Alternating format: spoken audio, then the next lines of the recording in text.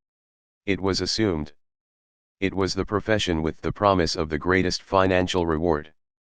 Today, doctors are facing financial challenges I would not wish on my worst enemy, insurance companies taking control of the business, managed healthcare, government intervention, and malpractice suits, to name a few.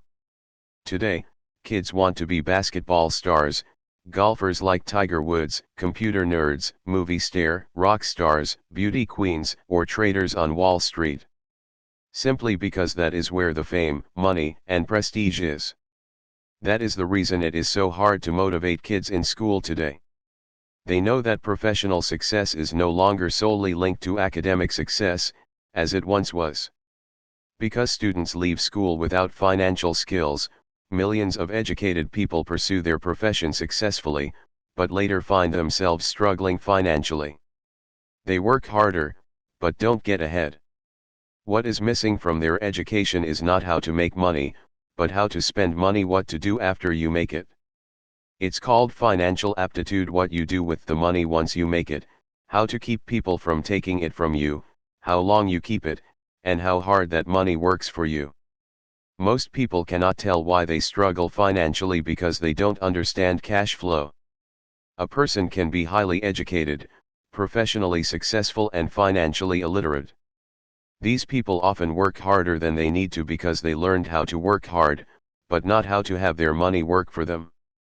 The story of Bao, the quest for a financial dream, turns into a financial nightmare. The moving picture show of hard-working people has a set pattern.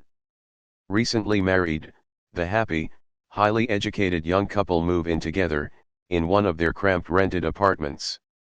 Immediately, they realize that they are saving money because two can live as cheaply as one.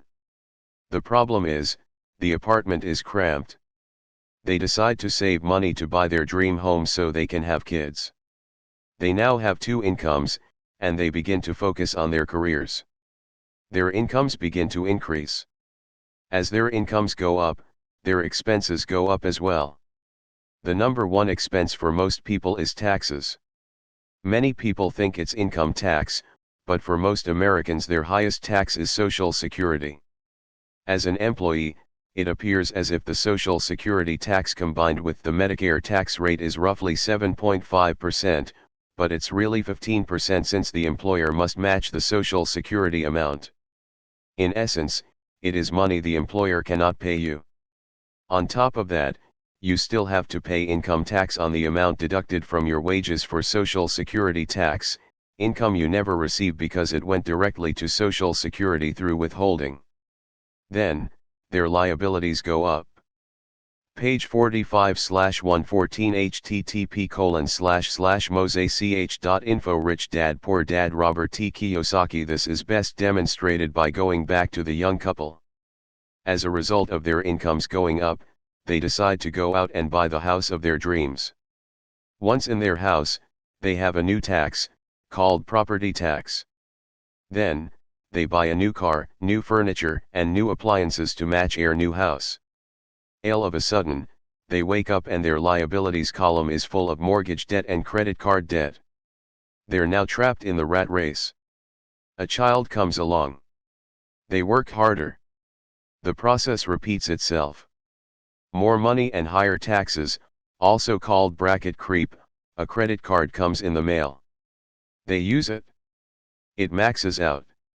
A loan company calls and says their greatest asset, their home, has appreciated in value. The company offers a bill consolidation loan, because their credit is so good, and tells them the intelligent thing to do is clear off the high-interest consumer debt by paying off their credit card. And besides, interest on their home is a tax deduction. They go for it, and pay off those high-interest credit cards. They breathe a sigh of relief. Their credit cards are paid off. They've now folded their consumer debt into their home mortgage. Their payments go down because they extend their debt over 30 years. It is the smart thing to do. Their neighbor calls to invite them to go shopping. The Memorial Day sale is on. A chance to save some money. They say to themselves, I won't buy anything. I'll just go look. But just in case they find something, they tuck that clean credit card inside their wallet. I run into this young couple all the time. Their names change, but their financial dilemma is the same. They come to one of my talks to hear what I have to say. They ask me, can you tell us how to make more money? Their spending habits have caused them to seek more income. They don't even know that the trouble is really how they choose to spend the money they do have, and that is the real cause of their financial struggle. It is caused by financial illiteracy and not understanding the difference between an asset and a liability. More money seldom solves someone's money problems. Intelligence solves problems. There is a saying a friend of mine says over and over to people in debt. If you find you have dug yourself into a hole, stop digging. As a child, my dad often told us that the Japanese were aware of three powers: the power of the sword, the jewel, and the mirror. The sword symbolizes the power of weapons. America has spent trillions of dollars on weapons and, because of this, is the supreme military presence in the world. The jewel symbolizes the power of money. There is some degree of truth to the saying, remember the golden rule. He who has the gold makes the rules. The mirror symbolizes the power of self-knowledge. This self-knowledge, according to Japanese legend, was the most treasured of the three. The poor and middle class all often allow the power of money to control them. By simply getting up and working harder, failing to ask themselves if what they do makes sense, they page 46/114 http://mosech.info. Rich Dad Poor Dad. Robert T. Kiyosaki shoot themselves in the foot as they leave for work every morning. By not fully understanding Nayani, the vast majority of people allow the awesome power of money to control them. The power of money is used against them. If they used the power of the mirror, they would have asked themselves, does this make sense? All too often, instead of trusting their inner wisdom, that genius inside of them, most people go along with the crowd. They do things because everybody else does it. They conform rather than question. Often, they mindlessly repeat what they have been told. Ideas such as diversify or your home is an asset. Your home is your biggest investment. You get a tax break for going into greater debt. Get a safe job. Don't make mistakes. Don't take risks. It is said that the fear of public speaking is a fear greater than death for most people. According to psychiatrists, the fear of public speaking is caused by the fear of ostracism, the fear of standing out, the fear of criticism, the fear of ridicule, the fear of being an outcast. The fear of being different prevents most people from seeking new ways to solve their problems. That is why my educated dad said the Japanese valued the power of the mirror the most, for it is only when we as humans look into the mirror do we find truth. And the main reason that most people say play it safe one is out of fear. That goes for anything, be it sports, relationships, career, money. It is that same fear, the fear of ostracism, that causes people to conform and not question commonly accepted opinions or popular trends. Your home is an asset. Get a bill consolidation loan and get out of debt. Work harder. It's a promotion. Someday I'll be a vice president. Save money. When, get a raise, I'll buy us a bigger house. Mutual funds are safe. Tickle Me Elmo dolls are out of stock, but I just happen to have one in back that another customer has not come by for yet. Many great financial problems are caused by going along with the crowd and trying to keep up with the Joneses. Occasionally, we all need to look in the mirror and be true to our inner wisdom rather than our fears. By the time Mike and I were 16 years old, we began to have problems in school.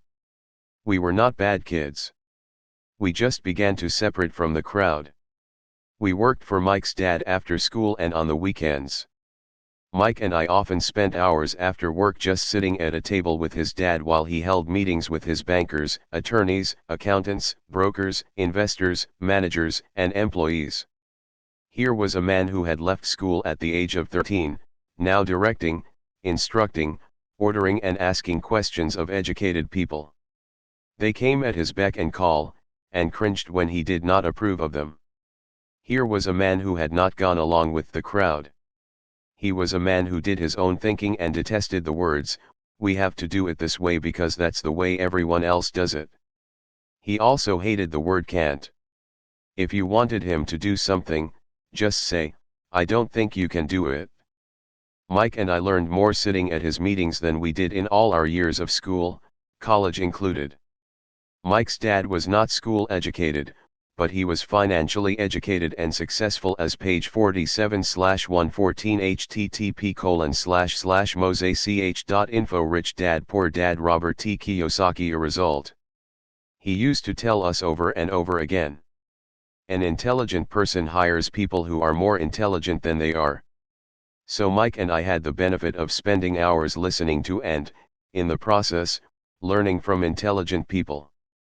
But because of this, both Mike and I just could not go along with the standard dogma that our teachers preached, and that caused the problems. Whenever the teacher said, "If you don't get good grades, you won't do well in the real world," Mike and I just raised our eyebrows. When we were told to follow set procedures and not deviate from the rules, we could see how the schooling process actually discouraged creativity. We started to understand why our rich dad told us that schools were designed to produce good employees instead of employers. Occasionally Mike or I would ask our teachers how what we studied was applicable, or we asked why we never studied money and how it worked. To the later question, we often got the answer that money was not important, that if we excelled in our education, the money would follow. The more we knew about the power of money, the more distant we grew from the teachers and our classmates. My highly educated dad never pressured me about my grades. I often wondered why. But we did begin to argue about money. By the time I was 16, I probably had a far better foundation with money than both my mom and dad. I could keep books, I listened to tax accountants, corporate attorneys, bankers, real estate brokers, investors, and so forth. My dad talked to teachers. One day, my dad was telling me why our home was his greatest investment. A not too pleasant argument took place when I showed him why I thought a house was not a good investment. The following diagram illustrates the difference in perception between my rich dad and my poor dad when it came to their homes. One dad thought his house was an asset, and the other dad thought it was a liability. I remember when I drew a diagram for my dad showing him the direction of cash flow. I also showed him the ancillary expenses that went along with owning the home. A bigger home meant bigger expenses, and the cash flow kept going out through the expense column.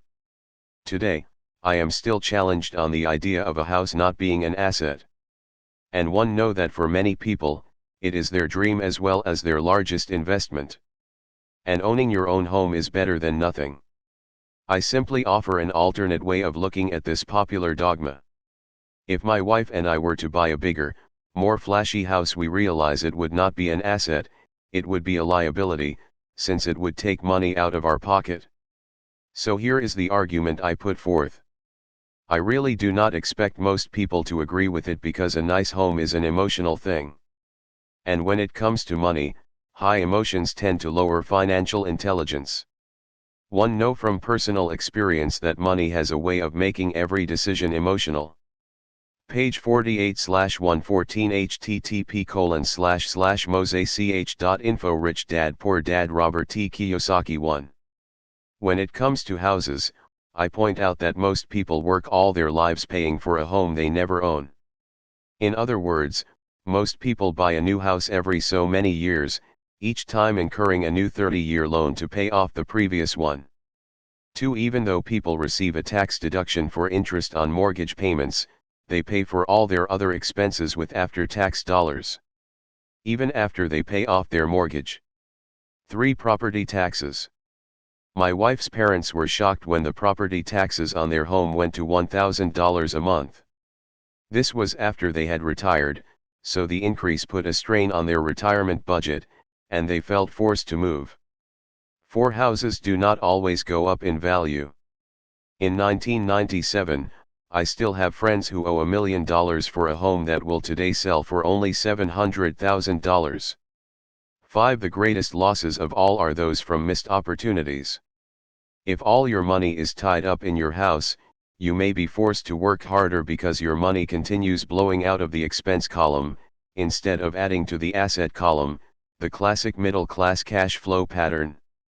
If a young couple would put more money into their asset column early on, their later years would get easier, especially as they prepared to send their children to college. Their assets would have grown and would be available to help cover expenses. All too often, a house only serves as a vehicle for incurring a home equity loan to pay for mounting expenses. In summary, the end result in making a decision to own a house that is too expensive in lieu of starting an investment portfolio early on impacts an individual in at least the following 3 ways: 1. Loss of time, during which other assets could have grown in value.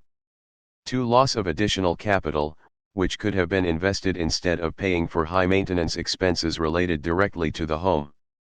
3. Loss of education. Too often, people count their house, savings, and retirement plan as all they have in their asset column.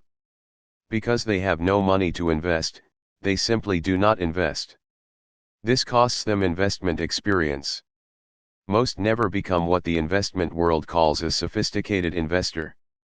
And the best investments are usually first sold to sophisticated investors, who then turn around and sell them to the people playing it safe. I am not saying don't buy a house. I am saying, understand the difference between an asset and a liability.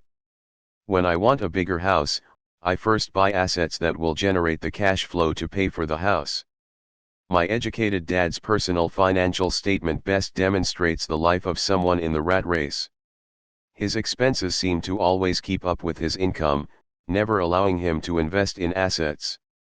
As a result, his liabilities, such as his mortgage and credit card debts, are larger than his assets. The following picture is worth 1,000 words. Educated dad's financial statement: income equals expense asset liability, page 49/114, http://mosech.info. Rich Dad Poor Dad, Robert T. Kiyosaki. My Rich Dad's personal financial statement, on the other hand, reflects the results of a life dedicated to investing and minimizing liabilities. Rich Dad's financial statement: income expense asset liability. A review of My Rich Dad's financial statement is why the rich get richer. The asset column generates more than enough income to cover expenses, with the balance reinvested into the asset column. The asset column continues to grow and, therefore, the income it produces grows with it. The result being, the rich get richer. Why the rich get richer: income-assets- more income, expenses are low, liabilities are low. The middle class finds itself in a constant state of financial struggle. Their primary income is through wages, and as their wages increase, so do their taxes. Their expenses tend to increase in equal increments as their wages increase, hence the phrase the rat race. They treat their home as their primary asset, instead on investing in income-producing assets. Why the middle class struggle: income goes up, expenses go up, assets do not increase, liabilities do increase. This pattern of treating your home as an investment and the philosophy that a pay raise means you can buy a larger home or spend more is the foundation of today's debt-ridden society. This process of increased spending throws families into greater debt and into more financial uncertainty, even though they may be advancing in their jobs and receiving pay raises on a regular basis. This is high-risk living caused by weak financial education. The massive loss of jobs in the 1990s, the downsizing of businesses has brought to light how shaky the middle class really is financially. Suddenly, company pension plans are being replaced by 401k plans.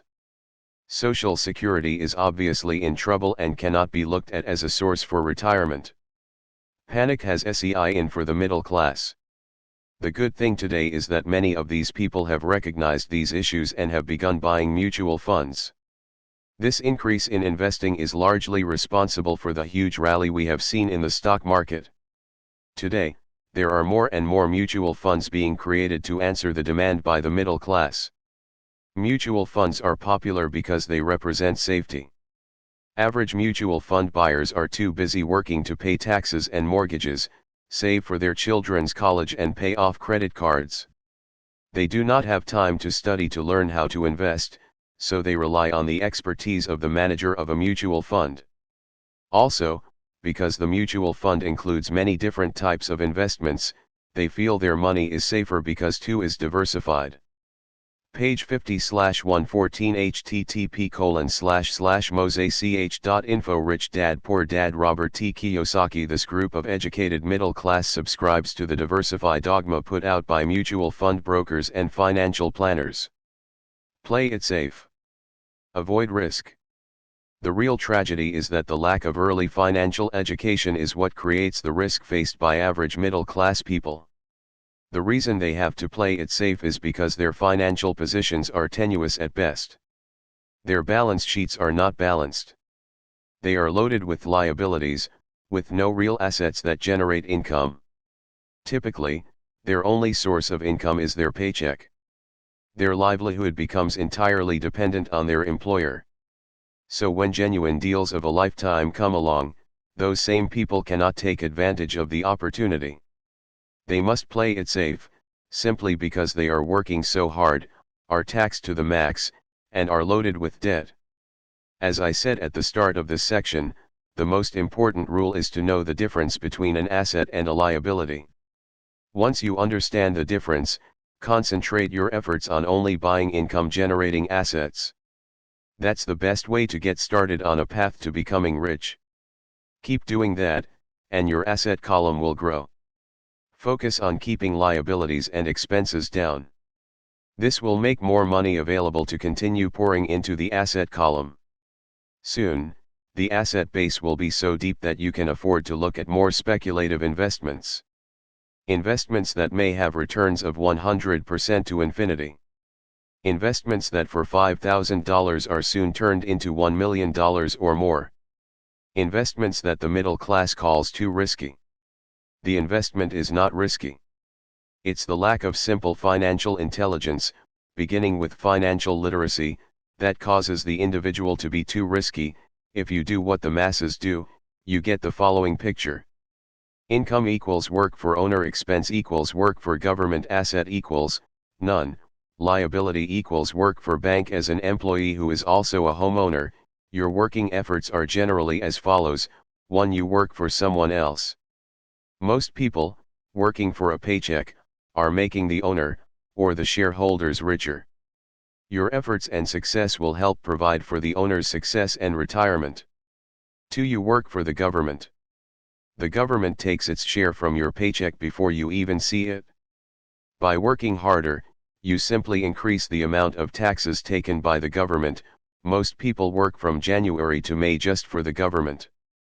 3. You work for the bank. After taxes, your next largest expense is usually your mortgage and credit card debt. The problem with simply working harder is that each of these three levels takes a greater share of your increased efforts. You need to learn how to have your increased efforts benefit you and your family directly. Once you have decided to concentrate on minding your own business, how do you set your goals? For most people, they must keep their profession and rely on their wages to fund their acquisition of assets. Page 51/114 http://mosech.info Rich Dad Poor Dad Robert T. Kiyosaki. As their assets grow, how do they measure the extent of their success? When does someone realize that they are rich, that they have wealth? As well as having my own definitions for assets and liabilities, I also have my own definition for wealth. Actually, I borrowed it from a man named Buckminster Fuller. Some call him a quack, and others call him a living genius. Years ago he got all the architects buzzing because he applied for a patent in 1961 for something called a geodesic dome. But in the application, Fuller also said something about wealth. It was pretty confusing at first, but after reading it for a while, it began to make some sense. Wealth is a person's ability to survive so many number of days forward, or if I stopped working today, how long could I survive? Unlike net worth, the difference between your assets and liabilities, which is often filled with a person's expensive junk and opinions of what things are worth, this definition creates the possibility for developing a truly accurate measurement. I could now measure and really know where I was in terms of my goal to become financially independent. Although net worth often includes these non-cash producing assets, like stuff you bought that now sits in your garage, Wealth measures how much money your money is making and, therefore, your financial survivability. Wealth is the measure of the cash flow from the asset column compared with the expense column. Let's use an example. Let's say I have cash flow from my asset column of SJ000 a month. And I have monthly expenses of 52,000. What is my wealth? Let's go back to Buckminster Fuller's definition. Using his definition, how many days forward can I survive? And let's assume a 30-day month. By that definition, I have enough cash flow for half a month. When I have achieved $2,000 a month cash flow from my assets, then I will be wealthy. So I am not yet rich, but I am wealthy. I now have income generated from assets each month that fully cover my monthly expenses. If I want to increase my expenses, I first must increase my cash flow from assets to maintain this level of wealth. Take notice that it is at this point that I no longer am dependent on my wages. I have focused on and been successful in building an asset column that has made me financially independent. If I quit my job today, I would be able to cover my monthly expenses with the cash flow from my assets.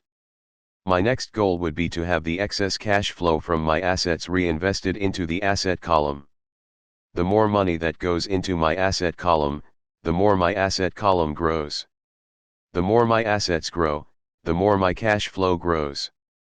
And as long as I keep my expenses less than the cash flow from these assets, I will grow richer, with more and more income from sources other than my physical labor. As this reinvestment process continues, I am well on my way to being rich. The actual definition of rich is in the eye of the beholder. You can never be too rich.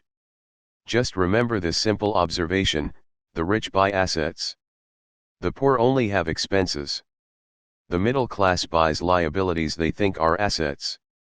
So how do I start minding my own business? Page 52/114 http://mosech.info Rich Dad Poor Dad Robert T. Kiyosaki. What is the answer? Listen to the founder of McDonald's. Page 53/114 http://mosech.info Rich Dad Poor Dad Robert T. Kiyosaki. Chapter 4 Lesson 3 Mind Your Own Business. In 1974, Ray Kroc, the founder of McDonald's, was asked to speak to the MBA class at the University of Texas at Austin. A dear friend of mine, Keith Cunningham, was a student in that MBA class. After a powerful and inspiring talk, the class adjourned and the students asked Ray if he would join them at their favorite hangout to have a few beers. Ray graciously accepted. "What business am I in?" Ray asked, once the group had all their beers in hand. Everyone laughed, said Keith. Most of the MBA students thought Ray was just fooling around. No one answered, so Ray asked the question again. "What business do you think I'm in?" The students laughed again, and finally one brave soul yelled out, "Ray, who in the world does not know that you're in the hamburger business?" Ray chuckled. "That is what I thought you would say." He paused and then quickly said, "Ladies and gentlemen, I'm not in the hamburger business. My business is real estate." Keith said that Ray spent a good amount of time explaining his viewpoint. In their business plan, Ray knew that the primary business focus was to sell hamburger franchises, but what he never lost sight of was the location of each franchise. He knew that the real estate and its location was the most significant factor in the success of each franchise. Basically, the person that bought the franchise was also paying for, buying, the land under the franchise for Ray Kroc's organization.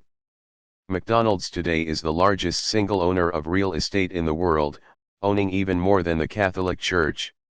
Today, McDonald's owns some of the most valuable intersections and street corners in America, as well as in other parts of the world. Keith said it was one of the most important lessons in his life.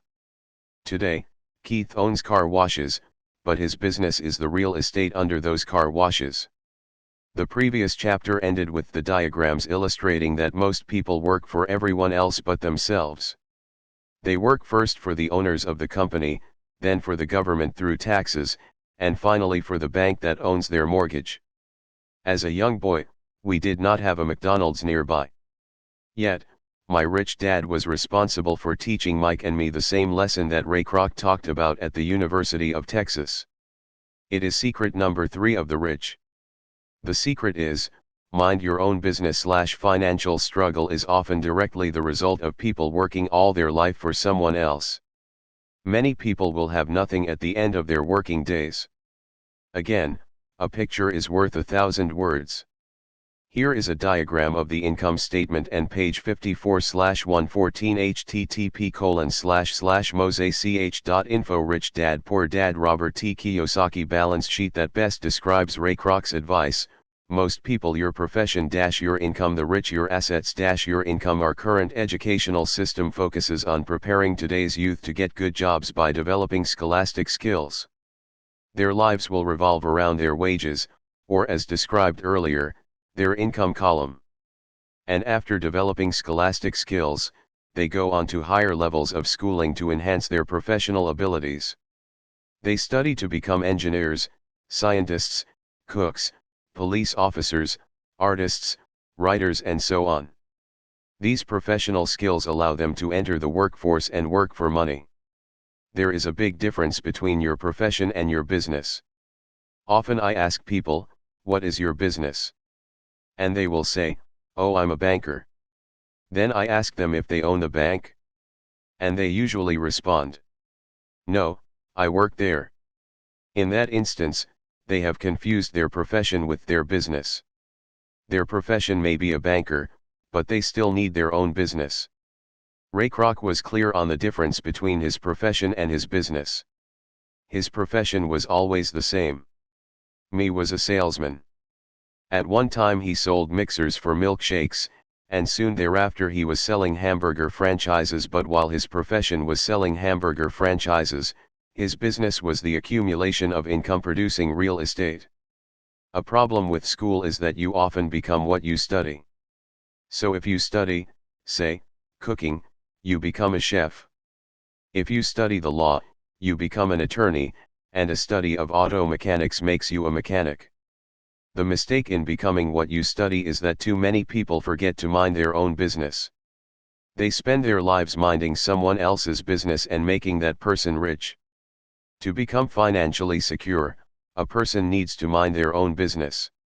Your business revolves around your asset column, as opposed to your income column. As stated earlier, the number 1 rule is to know the difference between an asset and a liability, and to buy assets. The rich focus on their asset columns while everyone else focuses on their income statements. That is why we hear so often, I need a raise. If only I had a promotion. I am going to go back to school to get more training so I can get a better job. I am going to work overtime. Maybe I can get a second job. I'm quitting in 2 weeks. I found a job that pays more.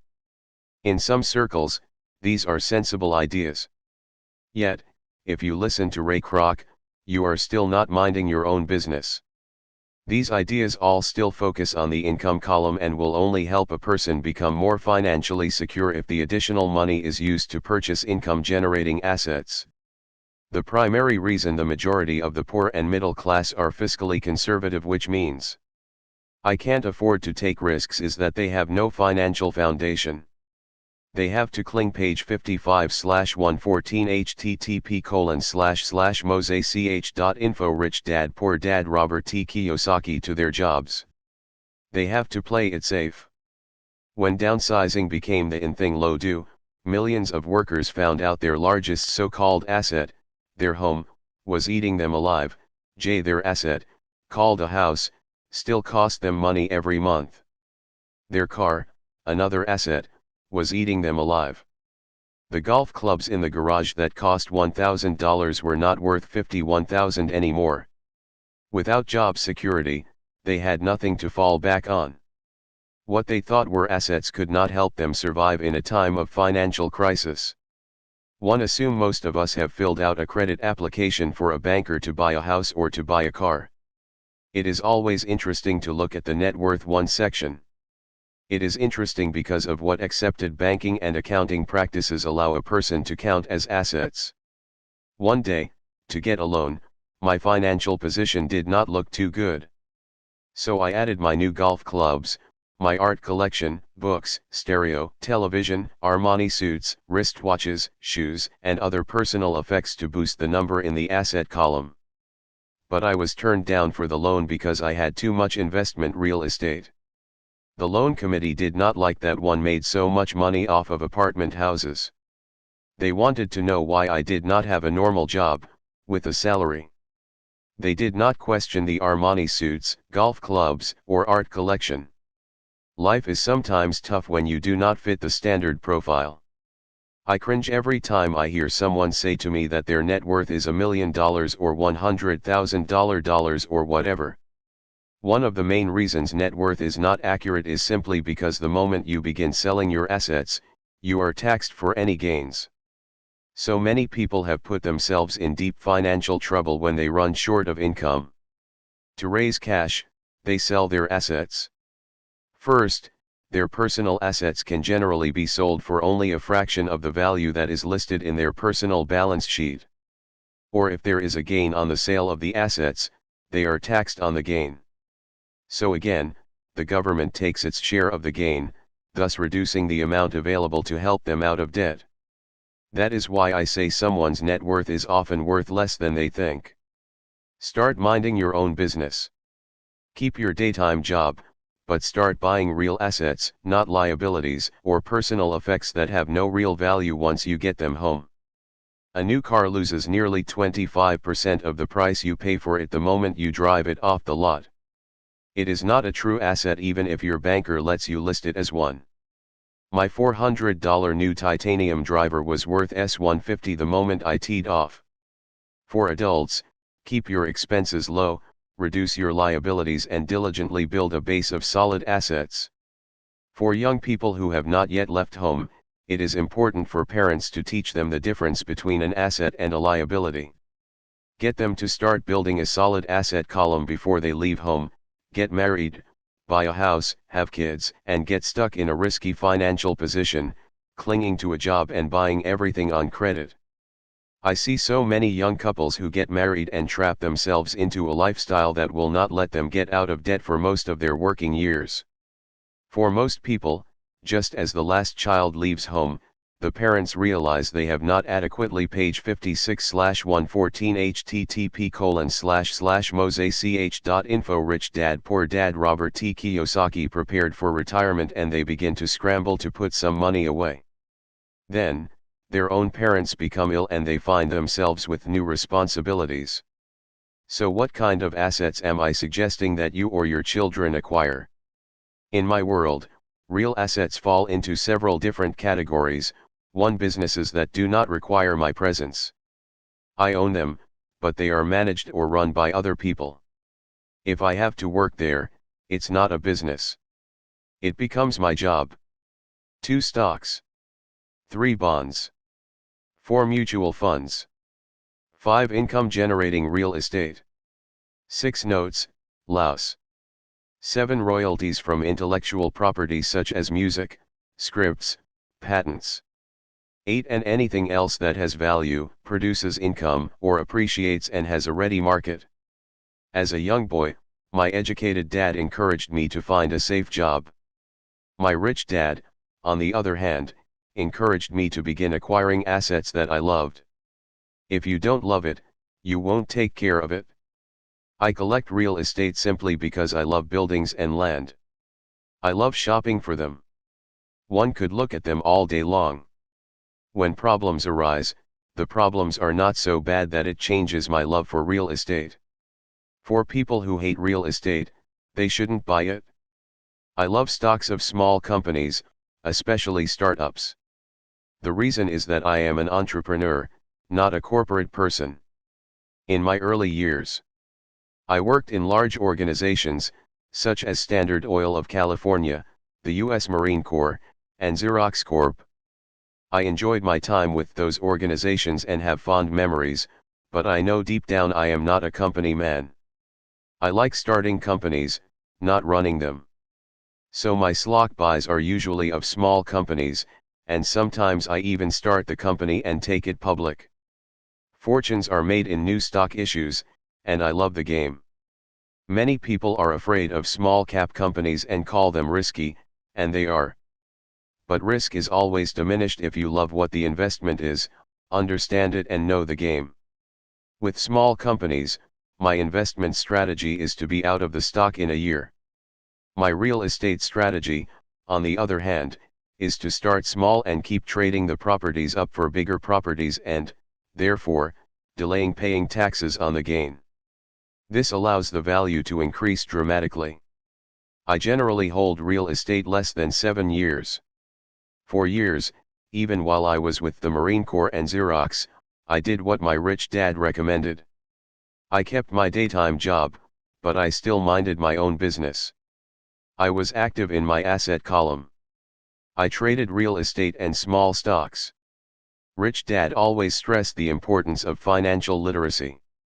The better I was at understanding the accounting and cash management, the better I would be at analyzing investments and eventually starting and building my own company.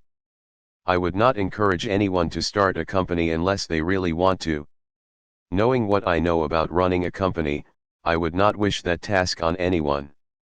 There are times when page 57/114 http://mosech.info Rich Dad Poor Dad Robert T. Kiyosaki People cannot find employment, where starting a company is a solution for them. The odds are against success, 9 out of 10 companies fail in 5 years. Of those that survive the first 5 years, 9 out of every 10 of those eventually fail, as well. So only if you really have the desire to own your own company do I recommend it. Otherwise, keep your daytime job and mind your own business. When I say mind your own business, one mean to build and keep your asset column strong. Once a dollar goes into it, never let it come out. Think of it this way, once a dollar goes into your asset column, it becomes your employee. The best thing about money is that it works 24 hours a day and can work for generations. Keep your daytime job, be a great hard-working employee, but keep building that asset column. As your cash flow grows, you can buy some luxuries. An important distinction is that rich people buy luxuries last, while the poor and middle class tend to buy luxuries first. The poor and the middle class often buy luxury items such as big houses, diamonds, furs, jewelry, or boats because they want to look rich. They look rich, but in reality they just get deeper in debt on credit. The old money people, the long-term rich, built their asset column first. Then, the income generated from the asset column bought their luxuries. The poor and middle class buy luxuries with their own sweat, blood, and children's inheritance. A true luxury is a reward for investing in and developing a real asset. For example, when my wife and I had extra money coming from our apartment houses, she went out and bought her Mercedes. It did not take any extra work or risk on her part because the apartment house bought the car. She did, however, have to wait for it for 4 years while the real estate investment portfolio grew and finally began throwing off enough extra cash flow to pay for the car. But the luxury, the Mercedes, was a true reward because she had proved she knew how to grow her asset column. That car now means a lot more to her than simply another pretty car. It means she used her financial intelligence to afford it. What most people do is they impulsively go out and buy a new car, or some other luxury, on credit. They may feel bored and just want a new toy. Buying a luxury on credit often causes a person to sooner or later actually resent that luxury because the debt on the luxury becomes a financial burden. After you've taken the time and invested in and built your own business, you are now ready to add the magic touch, the biggest secret of the rich. The secret that puts the rich way ahead of the pack. The reward at the end of the road for diligently taking the time to mind your own business. Page 58/114 http://mosech.info Rich Dad Poor Dad Robert T. Kiyosaki Chapter 5 Lesson 4 The History of and the Power of Corporation. I remember in school being told the story of Robin Hood and his merry men. My school teacher thought it was a wonderful story of a romantic hero, a Kevin Costner type, who robbed from the rich and gave to the poor. My rich dad did not see Robin Hood as a hero. He called Robin Hood a crook. Robin Hood may be long gone, but his followers live on. How often I still hear people say, "Why don't the rich pay for it?" Or the rich should pay more in taxes and give it to the poor. It is this idea of Robin Hood, or taking from the rich to give to the poor, that has caused the most pain for the poor and the middle class. The reason the middle class is so heavily taxed is because of the Robin Hood ideal. The real reality is that the rich are not taxed. It's the middle class who pays for the poor, especially the educated upper-income middle class. Again, to understand fully how things happen, we need to look at the historical perspective. We need to look at the history of taxes. Although my highly educated dad was an expert on the history of education, my rich dad fashioned himself as an expert on the history of taxes. Rich Dad explained to Mike and me that in England and America originally, there were no taxes. Occasionally there were temporary taxes levied in order to pay for wars. The king or the president would put the word out and ask everyone to chip in. Taxes were levied in Britain for the fight against Napoleon from 1799 to 1816, and in America taxes were levied to pay for the Civil War from 1861 to 1865. In 1874, England made income tax a permanent levy on its citizens. In 1913, an income tax became permanent in the United States with the adoption of the 16th Amendment to the Constitution. At one time, Americans were anti-tax. It had been the excessive tax on tea that led to the famous Tea Party in Boston Harbor, an incident that helped ignite the Revolutionary War. It took approximately 50 years in both England and the United States to sell the idea of a regular income tax. What these historical dates fail to reveal is that both of these taxes were initially levied against only the rich. It was this point that Rich Dad wanted Mike and me to understand.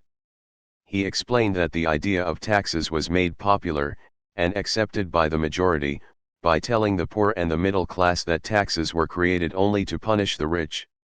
This is how the masses voted for the law, and it became constitutionally legal.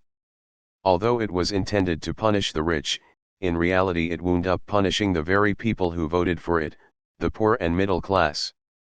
Once government got a taste of money, the appetite grew, said Rich Dad. Your dad and I are exactly opposite. He's a government bureaucrat, and I am a capitalist. We get paid, and our success is measured on opposite behaviors. He gets paid to spend money and hire people. The more he spends and the more people he hires, the larger his organization becomes. In the government, the larger his organization, the more he is respected. On the other hand, within page 59/114 http://mosech.info Rich Dad Poor Dad Robert T. Kiyosaki My organization, the fewer people I hire and the less money I spend, the more I am respected by my investors. That's why I don't like government people. They have different objectives from most business people. As the government grows, more and more tax dollars will be needed to support it. My educated dad sincerely believed that government should help people. He loved John F. Kennedy and especially the idea of the Peace Corps. He loved the idea so much that both he and my mom worked for the Peace Corps training volunteers to go to Malaysia, Thailand, and the Philippines. He always strived for additional grants and increases in his budget so he could hire more people, both in his job with the Education Department and in the Peace Corps. That was his job. From the time I was about 10 years old, I would hear from my rich dad that government workers were a pack of lazy thieves, and from my poor dad I would hear how the rich were greedy crooks who should be made to pay more taxes. Both sides have valid points. It was difficult to go to work for one of the biggest capitalists in town and come home to a father who was a prominent government leader. It was not easy knowing who to believe. Yet, when you study the history of taxes, an interesting perspective emerges.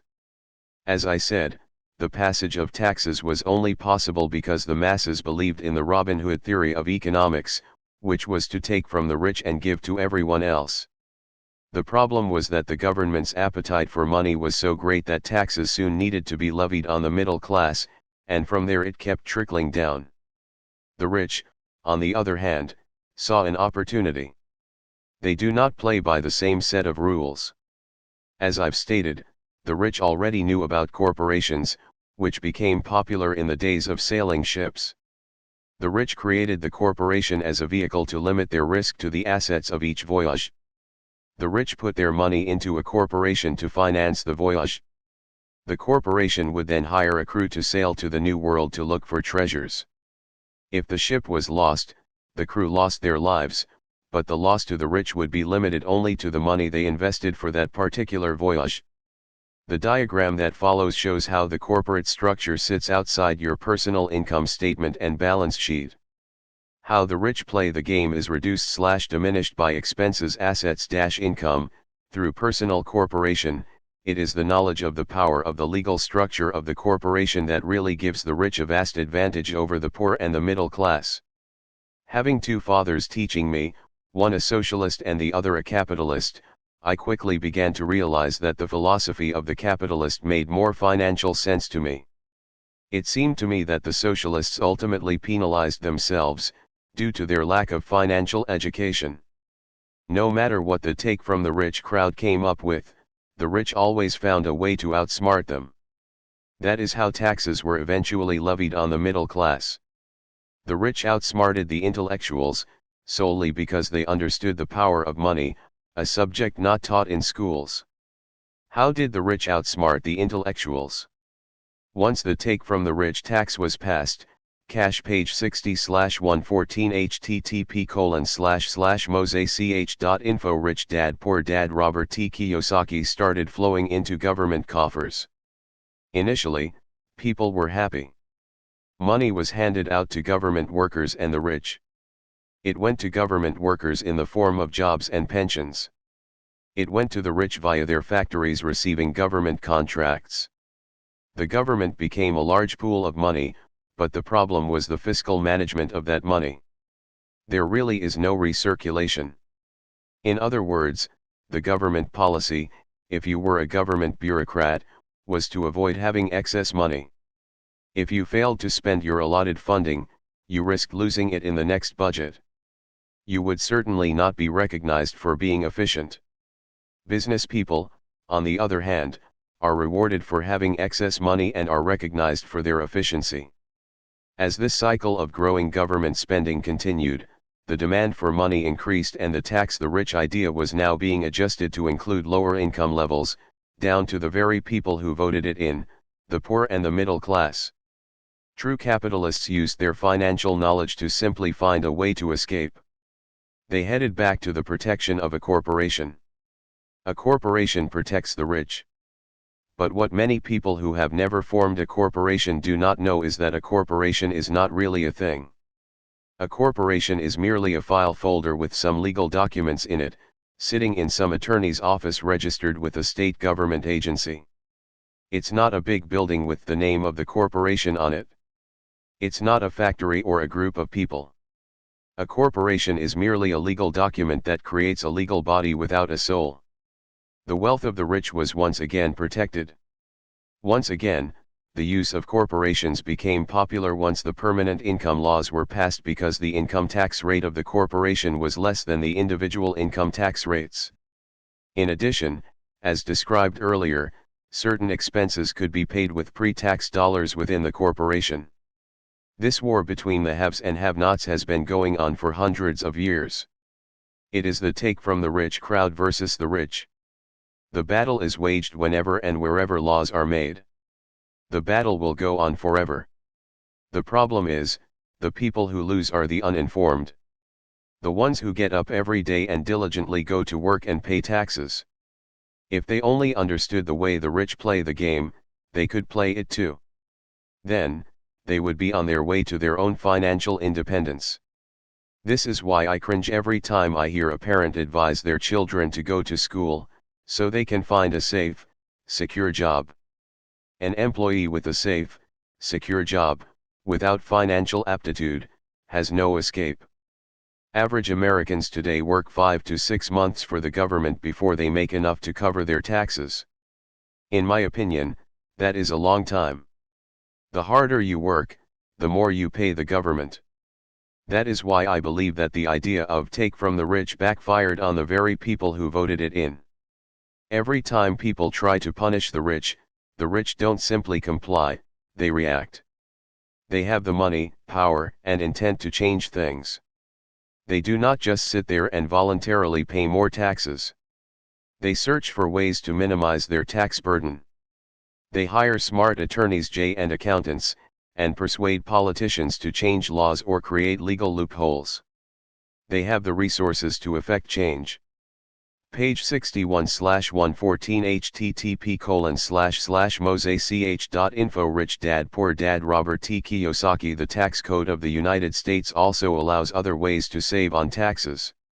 Most of these vehicles are available to anyone, but it is the rich who usually look for them because they are minding their own business. For example, 1031 is jargon for Section 1031 of the Internal Revenue Code, which allows a seller to delay paying taxes on a piece of real estate that is sold for a capital gain through an exchange for a more expensive piece of real estate. Real estate is one investment vehicle that allows such a great tax advantage. As long as you keep trading up in value, you will not be taxed on the gains until you liquidate. People who do not take advantage of these tax savings offered legally are missing a great opportunity to build their asset columns. The poor and middle class do not have the same resources. They sit there and let the government's needles enter their arm and allow the blood donation to begin. Today, I am constantly shocked at the number of people who pay more taxes, or take fewer deductions, simply because they are afraid of the government. And I do know how frightening and intimidating a government tax agent can be. I have had friends who have had their businesses shut down and destroyed, only to find out it was a mistake on the part of the government. I realize all that. But the price of working from January to mid-May is a high price to pay for that intimidation. My poor dad never fought back. My rich dad didn't either. He just played the game smarter, and he did it through corporations, the biggest secret of the rich. You may remember the first lesson I learned from my rich dad. I was a little boy of 9 who had to sit and wait for him to choose to talk to me. I often sat in his office waiting for him to get to me. He was ignoring me on purpose. He wanted me to recognize his power and desire to have that power for myself one day. For all the years I studied and learned from him, he always reminded me that knowledge was power. And with money comes great power that requires the right knowledge to keep it and make it multiply. Without that knowledge, the world pushes you around. Rich Dad constantly reminded Mike and me that the biggest bully was not the boss or the supervisor, but the tax man. The tax man will always take more if you let him. The first lesson of having money work for me, as opposed to working for money, is really all about power. If you work for money, you give the power up to your employer. If your money works for you, you keep and control the power. Once we had this knowledge of the power of money working for us, he wanted us to be financially smart and not let bullies push us around. You need to know the law and how the system works. If you're ignorant, it is easy to be bullied. If you know what you're talking about, you have a fighting chance. That is why he paid so much for smart tax accountants and attorneys. It was less expensive to pay them than pay the government. His best lesson to me, which I have used most of my life, is be smart and you won't be pushed around as much. He knew the law because he was a law-abiding citizen. He knew the law because it was expensive to not know the law. If you know you're right, you're not afraid of fighting back.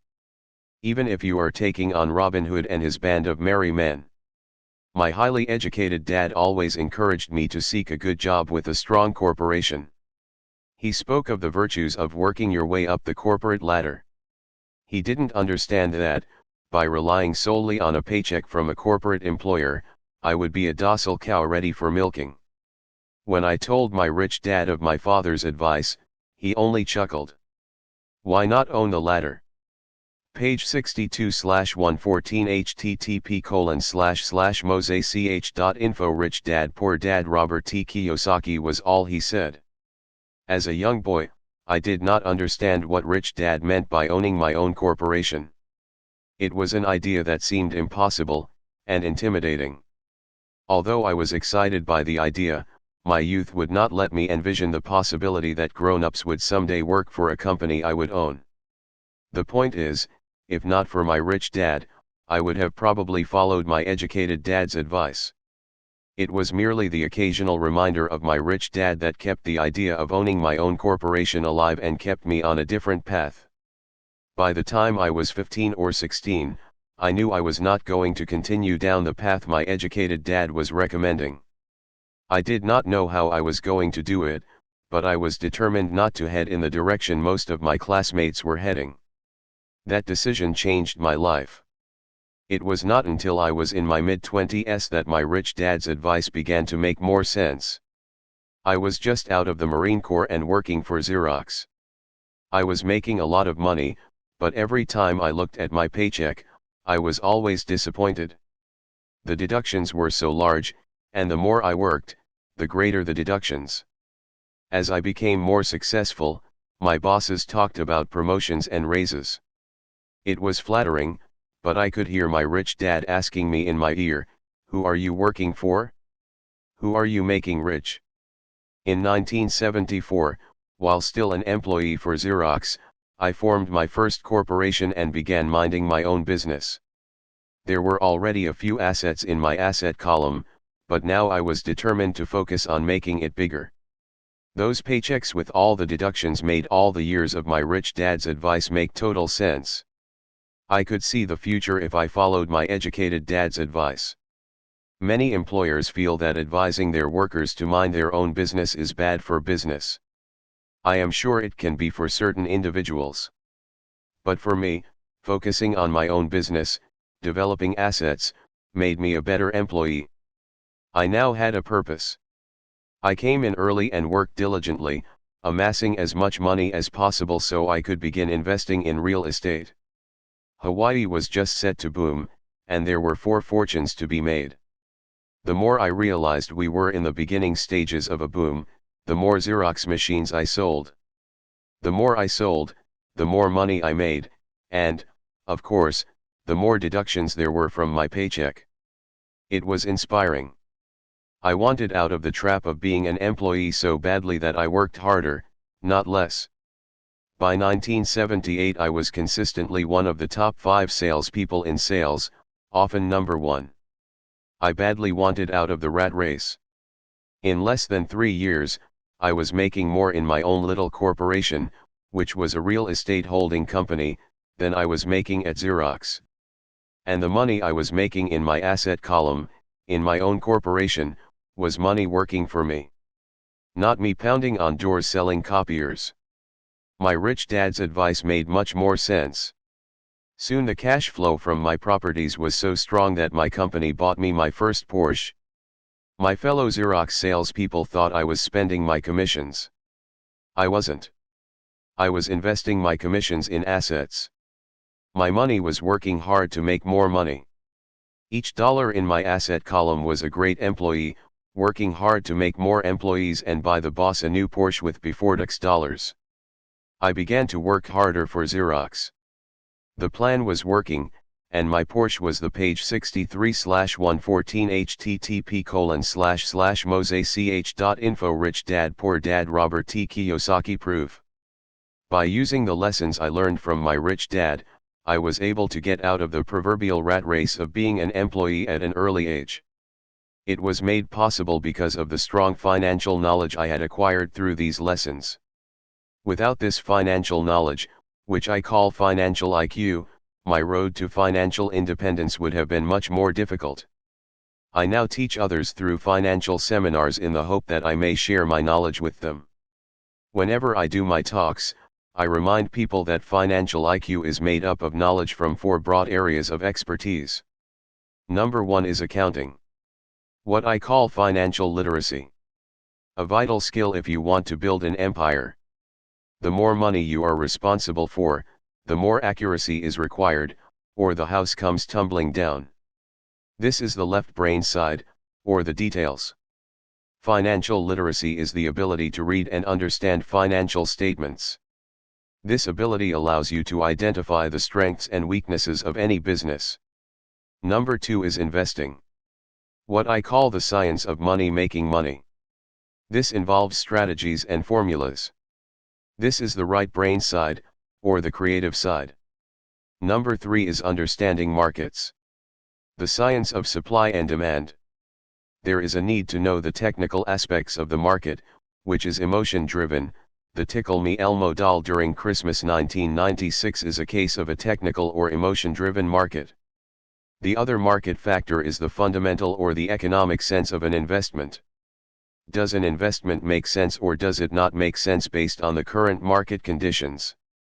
Many people think the concepts of investing and understanding the market are too complex for kids. They fail to see that kids know those subjects intuitively. For those not familiar with the Elmo doll, it was a Sesame Street character that was highly touted to the kids just before Christmas. Most all kids wanted one, and put it at the top of their Christmas list. Many parents wondered if the company intentionally held the product off the market, while continuing to advertise it for Christmas. A panic set in due to high demand and lack of supply. Having no dolls to buy in the stores, scalpers saw an opportunity to make a small fortune from desperate parents. The unlucky parents who did not find a doll were forced to buy another toy for Christmas. The incredible popularity of the Tickle Me Elmo doll made no sense to me, but it serves as an excellent example of supply and demand economics. The same thing goes on in the stock, bond, real estate, and baseball card markets. Number 4 is the law.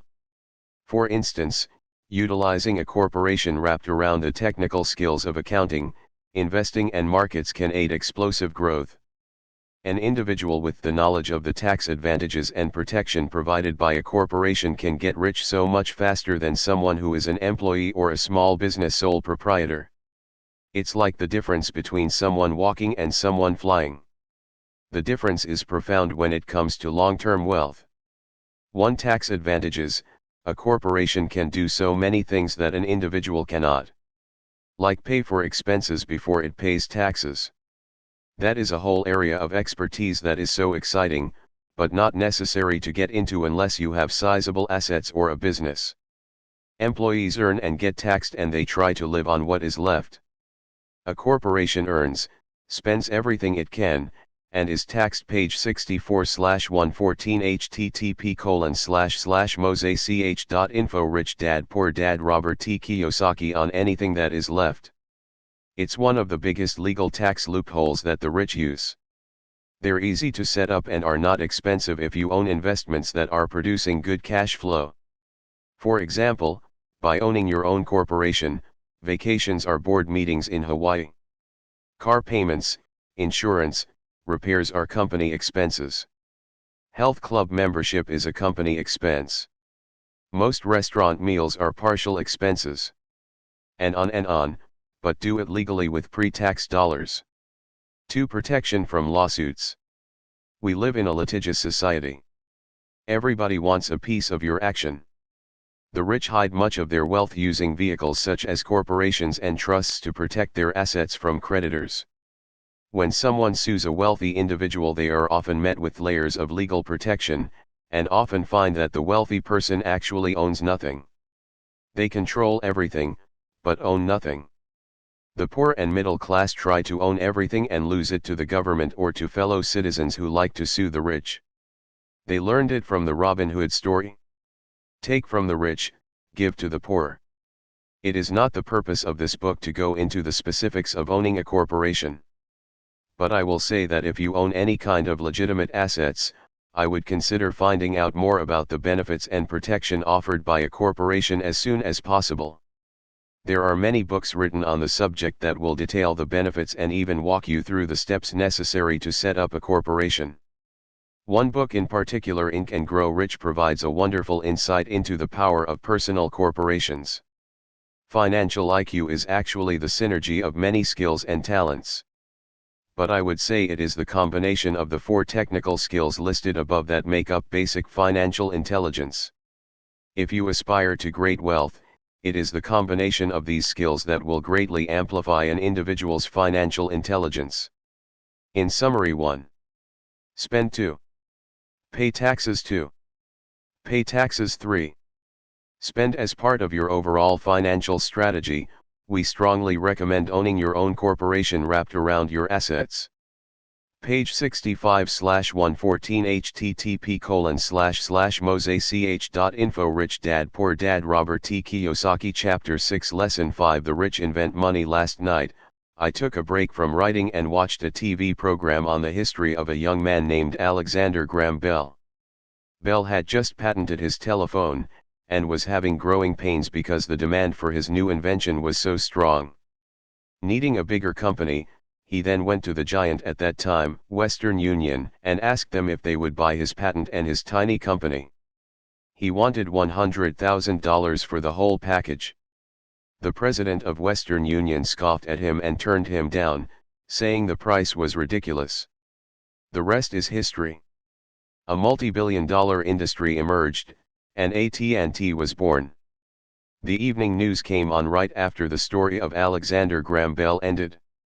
On the news was a story of another downsizing at a local company. The workers were angry and complained that the company ownership was unfair. A terminated manager of about 45 years of age had his wife and 2 babies at the plant and was begging the guards to let him talk to the owners to ask if they would reconsider his termination. He had just bought a house and was afraid of losing it. The camera focused in on his pleading for all the world to see. Needless to say, it held my attention. I have been teaching professionally since 1984. It has been a great experience and rewarding. It is also a disturbing profession, for I have taught thousands of individuals and I see one thing in common in all of us, myself included. We all have tremendous potential, and we all are blessed with gifts. Yet, the one thing that holds all of us back is some degree of self-doubt. It is not so much the lack of technical information that holds us back, but more the lack of self-confidence. Some are more affected than others. Once we leave school, most of us know that it is not as much a matter of college degrees or good grades that count. In the real world outside of academics, something more than just grades is required. I have heard it called guts, chutzpah, balls, audacity, bravado, cunning, daring, tenacity and brilliance. This factor, whatever it is labeled, ultimately decides one's future much more than school grades. Inside each of us is one of these brave, brilliant, and daring characters. There is also the flip side of that character, people who could get down on their knees and beg if necessary. After a year in Vietnam, as a Marine Corps pilot, I intimately got to know both of those characters inside of me. One is not better than the other. Yet, as a teacher, I recognized that it was excessive fear and self-doubt that were the greatest detractors of personal genius. It broke my heart to see students know the answers, yet lack the courage to act on the answer. Often in the real world, it's not the smart that get ahead but the bold. In my personal experience, your financial genius requires both technical knowledge as well as courage. If fear is too strong, the genius is suppressed. In my classes I strongly urge students to page 66/114 http://mosech.info Rich Dad Poor Dad Robert T. Kiyosaki learn to take risks, to be bold, to let their genius convert that fear into power and brilliance. It works for some and just terrifies others. I have come to realize that for most people, when it comes to the subject of money, they would rather play it safe. I have had to field questions such as, why take risks? Why should I bother developing my financial IQ? Why should I become financially literate? And I answer, just to have more options. There are huge changes up ahead. Just as I started with the story of the young inventor Alexander Graham Bell, in the coming years there will be more people just like him. There will be 100 people like Bill Gates and hugely successful companies like Microsoft created every year, all over the world. And there also will be many more bankruptcies, layoffs, and downsizing. So why bother developing your financial IQ? No one can answer that but you. Yet, I can tell you why I myself do it. I do it because it is the most exciting time to be alive. I'd rather be welcoming change than dreading change. I'd rather be excited about making millions than worrying about not getting a raise. This period we are in now is a most exciting time, unprecedented in our world's history.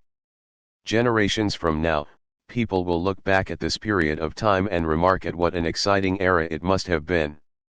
It was the death of the old and birth of the new. It was full of turmoil and it was exciting. So why bother developing your financial IQ? Because if you do, you will prosper greatly. And if you don't, this period of time will be a frightening one. It will be a time of watching people move boldly forward while others cling to decaying life rings. Land was wealth 300 years ago. So the person who owned the land owned the wealth. Then, it was factories and production, and America rose to dominance. The industrialist owned the wealth. Today, it is information. And the person who has the most timely information owns the wealth. The problem is, information flies all around the world at the speed of light. The new wealth cannot be contained by boundaries and borders as land and factories were. The changes will be faster and more dramatic. There will be a dramatic increase in the number of new multimillionaires. There also will be those who are left behind. Today, I find so many people struggling, often working harder, simply because they cling to old ideas. They want things to be the way they were, they resist change. I know people who are losing their jobs or their houses, and they blame technology or the economy or their boss. Sadly, they fail to realize that they might be the problem. Old ideas are their biggest liability. It is a liability simply because they fail to realize that while that idea or way of doing something was an asset yesterday, yesterday is gone. One afternoon I was teaching investing using a board game I had invented, Cash Flow, as a teaching tool. A friend had brought someone along to attend the class. This friend of a friend was recently divorced, had been badly burned in the divorce settlement, and was now searching for some answers. Her friend thought the class might help. The game was designed to help people learn how money works. In playing the game, they learn about the interaction of the income statement with the balance sheet. They learn how cash flows between page 67/114 http://mosech.info. Rich Dad Poor Dad Robert T. Kiyosaki. The two, and how the road to wealth is through striving to increase your monthly cash flow from the asset column to the point that it exceeds your monthly expenses. Once you accomplish this, you are able to get out of the rat race and out onto the fast track. As I have said, some people hate the game, some love it, and others miss the point. This woman missed a valuable opportunity to learn something. In the opening round, she drew a doodad card with the boat on it. At first she was happy. Oh, I've got a boat.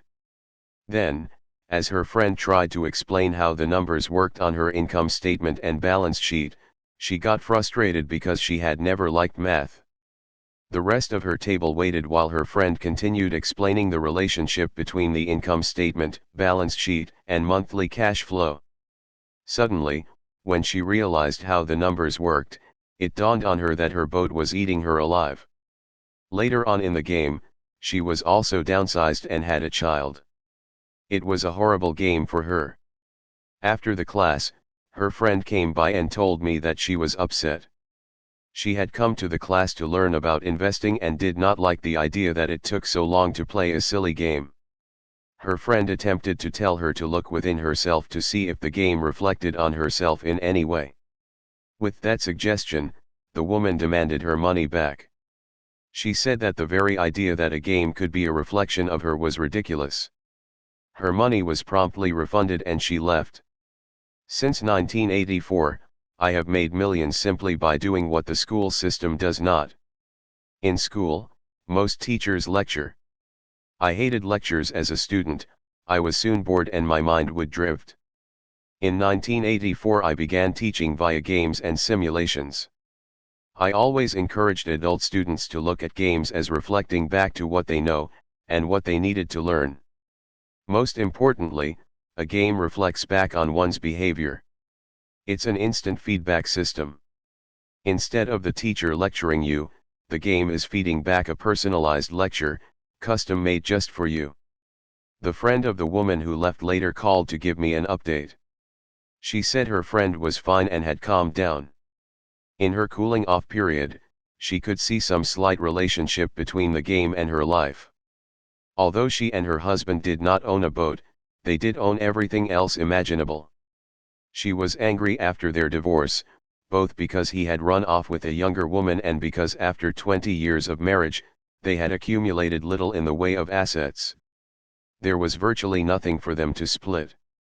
Their 20 years of married life had been incredible fun, but all they had accumulated was a ton of doodads. She realized that her anger at doing the numbers, the income statement and balance sheet, came from her embarrassment of not understanding them. She had believed that finances were the man's job.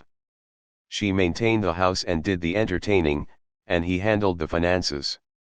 She was now quite certain that in the last 5 years of their marriage, he had hidden money from her.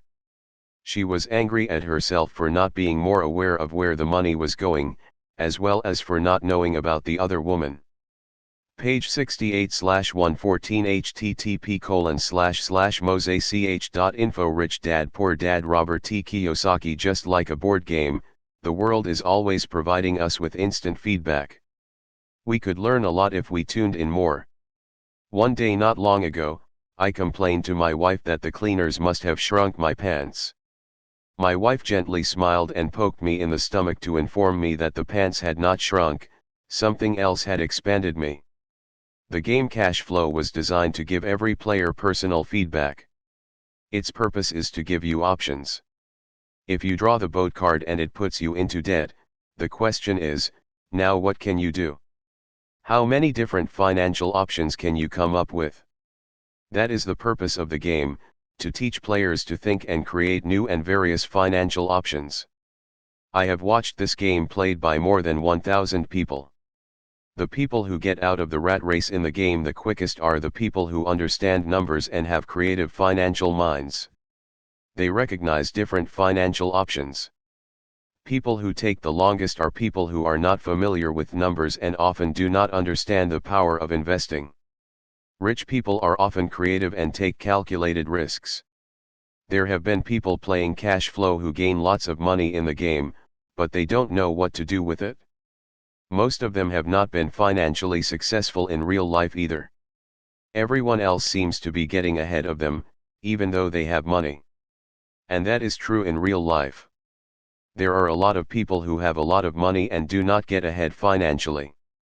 Page 69/114 http://mosech.info Rich Dad Poor Dad Robert T. Kiyosaki Chapter 7 Div Class equals Story _Text Lesson 6 Work to Learn Don't Work for Money /PDIV Class equals Story _Text In 1995, 1 granted an interview with a newspaper in Singapore. The young female reporter was on time, and the interview got underway immediately. We sat in the lobby of a luxurious hotel, sipping coffee and discussing the purpose of my visit to Singapore. I was to share the platform with Zig Ziglar. He was speaking on motivation, and I was speaking on the secrets of the rich. /PDIV Class equals Story _Text Someday, I would like to be a best-selling author like you, she said. I had seen some of the articles she had written for the paper, and I was impressed. She had a tough, clear style of writing. Her articles held a reader's interest. /PDIV Class equals Story _Text You have a great style, I said in reply. What holds you back from achieving your dream? /PDIV Class equals Story _Text My work does not seem to go anywhere, she said quietly. Everyone says that my novels are excellent, but nothing happens. So I keep my job with the paper. At least it pays the bills. Do you have any suggestions?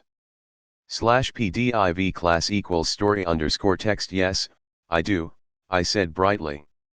A friend of mine here in Singapore runs a school that trains people to sell. He runs sales training courses for many of the top corporations here in Singapore, and I think attending one of his courses would greatly enhance your career.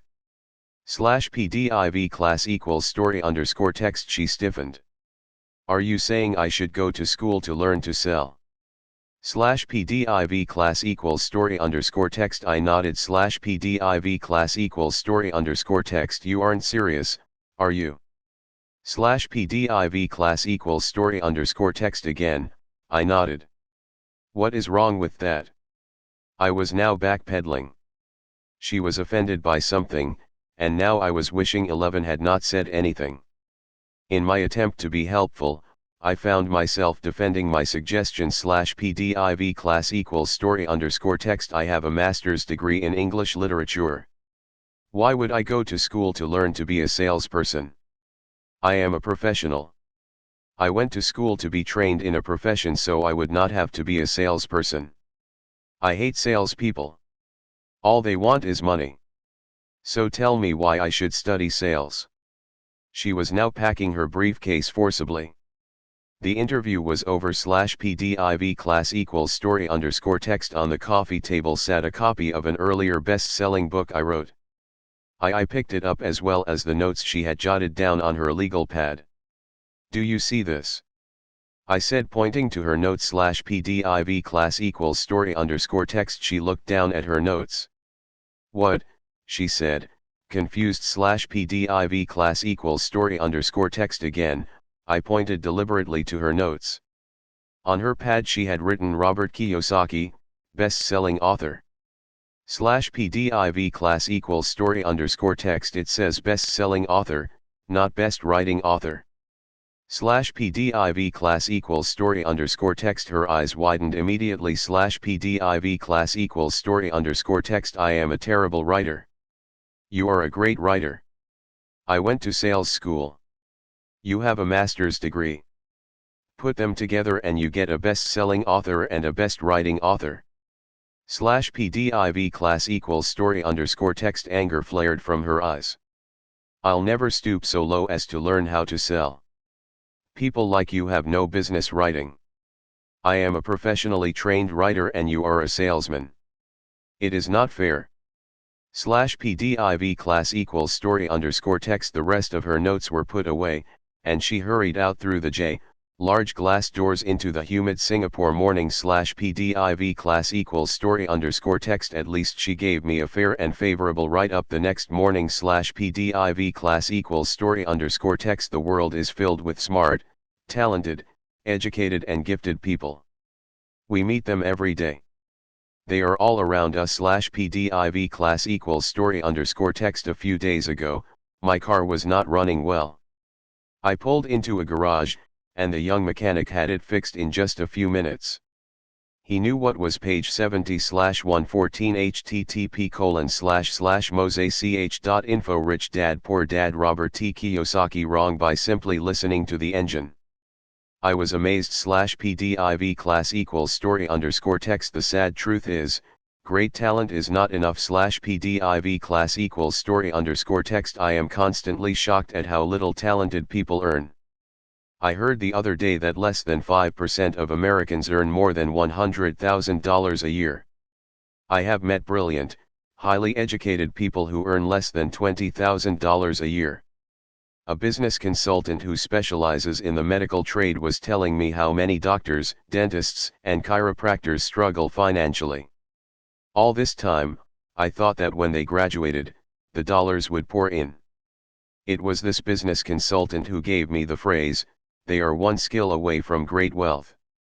/pdiv class equals story underscore text What this phrase means is that most people need only to learn and master one more skill and their income would jump exponentially. I have mentioned before that financial intelligence is a synergy of accounting, investing, marketing and law. Combine those 4 technical skills and making money with money is easier. When it comes to money, the only skill most people know is to work hard /pdiv class equals story underscore text The classic example of a synergy of skills was that young writer for the newspaper. If she diligently learned the skills of sales and marketing, her income would jump dramatically. If I were her, I would take some courses in advertising copywriting as well as sales. Then, instead of working at the newspaper, I would seek a job at an advertising agency. Even if it were a cut in pay, she would learn how to communicate in shortcuts that are used in successful advertising. She also would spend time learning public relations, an important skill. She would learn how to get millions in free publicity. Then, at night and on weekends, she could be writing her great novel. When it was finished, she would be better able to sell her book. Then, in a short while, she could be a best-selling author. /PDIV class equals story _ text. When I first came out with my first book, If You Want to Be Rich and Happy, Don't Go to School, a publisher suggested I change the tide to the economics of education. I told the publisher that with a title like that, I would sell 2 books, one to my family and one to my best friend. The problem is, they would expect it for free. The obnoxious title If You Want to Be Rich and Happy, Don't Go to School, was chosen because we knew it would get tons of publicity. I am pro-education and believe in education reform. Otherwise, why would I continue to press for changing our antiquated educational system? So I chose a title that would get me on more TV and radio shows, simply because I was willing to be controversial. Many people thought I was a fruitcake, but the book sold and sold. /PDIV class equals story _ text. When I graduated from the U.S. Merchant Marine Academy in 1969, my educated dad was happy. Standard Oil of California had hired me for its oil tanker fleet. I was a third mate, and the pay was low compared with my classmates, but it was okay for a first real job after college. My starting pay was about $42,000 a year, including overtime, and I only had to work for 7 months. I had 5 months of vacation. If I had wanted to, I could have taken the run to Vietnam with a subsidiary shipping company, and easily doubled my pay instead of taking the 5 months vacation. /PDIV class equals story _ text. I had a great career ahead of me, yet I resigned after 6 months with the company and joined the Marine Corps to learn how to fly. My educated dad was devastated. Rich Dad congratulated me. /PDIV class equals story _ text. In school and in the workplace, the popular opinion is the idea of specialization. That is, in order to make more money or get promoted, you need to specialize. That is why medical doctors immediately begin to seek a specialty such as orthopedics or pediatrics. The same is true for accountants, architects, lawyers, pilots and others. /PDIV class equals story _ text. My educated dad believed in the same dogma. That is why he was thrilled when he eventually achieved his doctorate. He often admitted that schools reward people who study more and more about less and less. /PDIV class equals story _ text. Rich Dad encouraged me to do exactly the opposite. You want to page 71/114 http://mosech.info. Rich Dad Poor Dad. Robert T. Kiyosaki. Know a little about a lot was his suggestion. That is why for years I worked in different areas of his companies. For a while, I worked in his accounting department. Although I would probably never have been an accountant, he wanted me to learn via osmosis. Rich Dad knew I would pick up jargon and a sense of what is important and what is not. I also worked as a busboy and construction worker, as well as in sales, reservations, and marketing. He was grooming Mike and me. That is why he insisted we sit in on the meetings with his bankers, lawyers, accountants, and brokers. He wanted us to know a little about every aspect of his empire. /PDIV class equals story _ text. When I quit my high-paying job with Standard Oil, my educated dad had a heart-to-heart with me. He was bewildered. He could not understand my decision to resign from a career that offered high pay, great benefits, lots of time off, and opportunity for promotion. When he asked me one evening, "Why did you quit?" I could not explain it to him, as much as I tried. My logic did not fit his logic. The big problem was that my logic was my rich dad's logic. /PDIV class equals story _ text. Job security meant everything to my educated dad. Learning meant everything to my rich dad. /PDIV class equals story _ text. Educated dad thought I went to school to learn to be a ship's officer. Rich Dad knew that I went to school to study international trade. So as a student, I made cargo runs, navigating large freighters, oil tankers, and passenger ships to the Far East and the South Pacific. Rich Dad emphasized that I stay in the Pacific instead of taking ships to Europe because he knew that the emerging nations were in Asia, not Europe. While most of my classmates, including Mike, were partying at their fraternity houses, I was studying trade, people, business styles, and cultures in Japan, Taiwan, Thailand, Singapore, Hong Kong, Vietnam, Korea, Tahiti, Samoa and the Philippines. I also was partying, but it was not in any frat house. I grew up rapidly /PDIV class equals story _ text educated dad just could not understand why I decided to quit and join the Marine Corps. I told him I wanted to learn to fly, but really I wanted to learn to lead troops. Rich Dad explained to me that the hardest part of running a company is managing people. He had spent 3 years in the Army. My educated dad was draft exempt. Rich Dad told me of the value of learning to lead men into dangerous situations. Leadership is what you need to learn next, he said. If you're not a good leader, you'll get shot in the back, just like they do in business. /PDIV class equals story _ text returning from Vietnam in 1973, resigned my commission, even though I loved flying. I found a job with Xerox Corp. I joined it for one reason, and it was not for the benefits. I was a shy person, and the thought of selling was the most frightening subject in the world. Xerox has one of the best sales training programs in America /PDIV class equals story _ text. Rich Dad was proud of me. My educated dad was ashamed. Being an intellectual, he thought that salespeople were below him. I worked with Xerox for 4 years until I overcame my fear of knocking on doors and being rejected. Once I could consistently be in the top 5 in sales, I again resigned and moved on, leaving behind another great career with an excellent company /PDIV class equals story _ text. In 1977, one formed my first company. Rich Dad had groomed Mike and me to take over companies. So I now had to learn to form them and put them together. My first product, the nylon and Velcro wallet, was manufactured in the Far East and shipped to a warehouse in New York, near where I had gone to school. My formal education was complete, and it was time to test my wings. If I failed, I went broke. Rich Dad /PDIV class equals story _ text thought it best to go broke before 30. You still have time to recover /PDIV class equals story _ text was his advice. On the eve of my 30th birthday, my first shipment left /PDIV class equals story _ text Korea for New York /PDIV class equals story _ text. Today, I still do business internationally. And as my rich dad encouraged me to do, I keep seeking the emerging nations.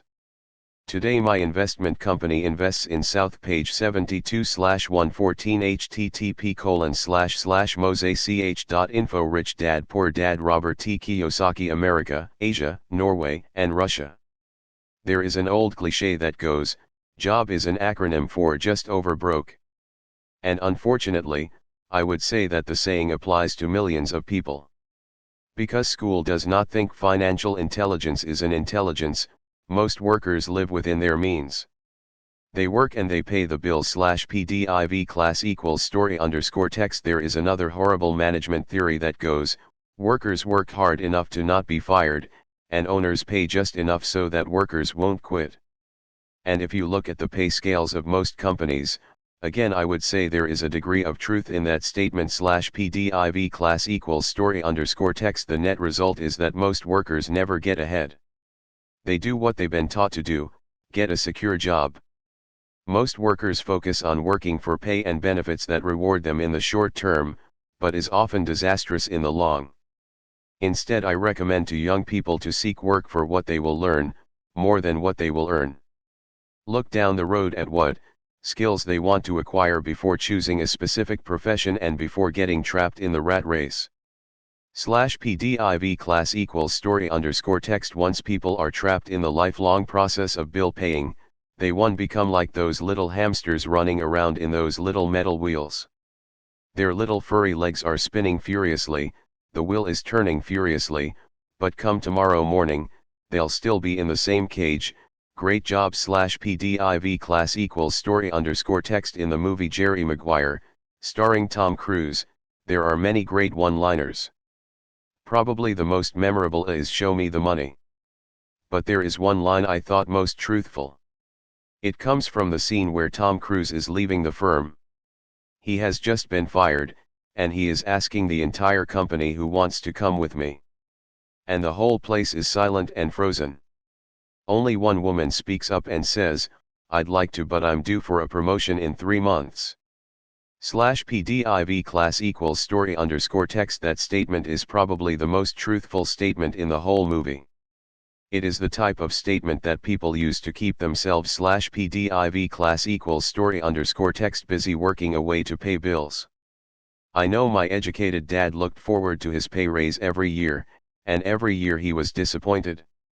So he would go back to school to earn more qualifications so he could get another raise, but again, it would be another disappointment /PDIV class equals story underscore text. The question I often ask people is, where is this daily activity taking you?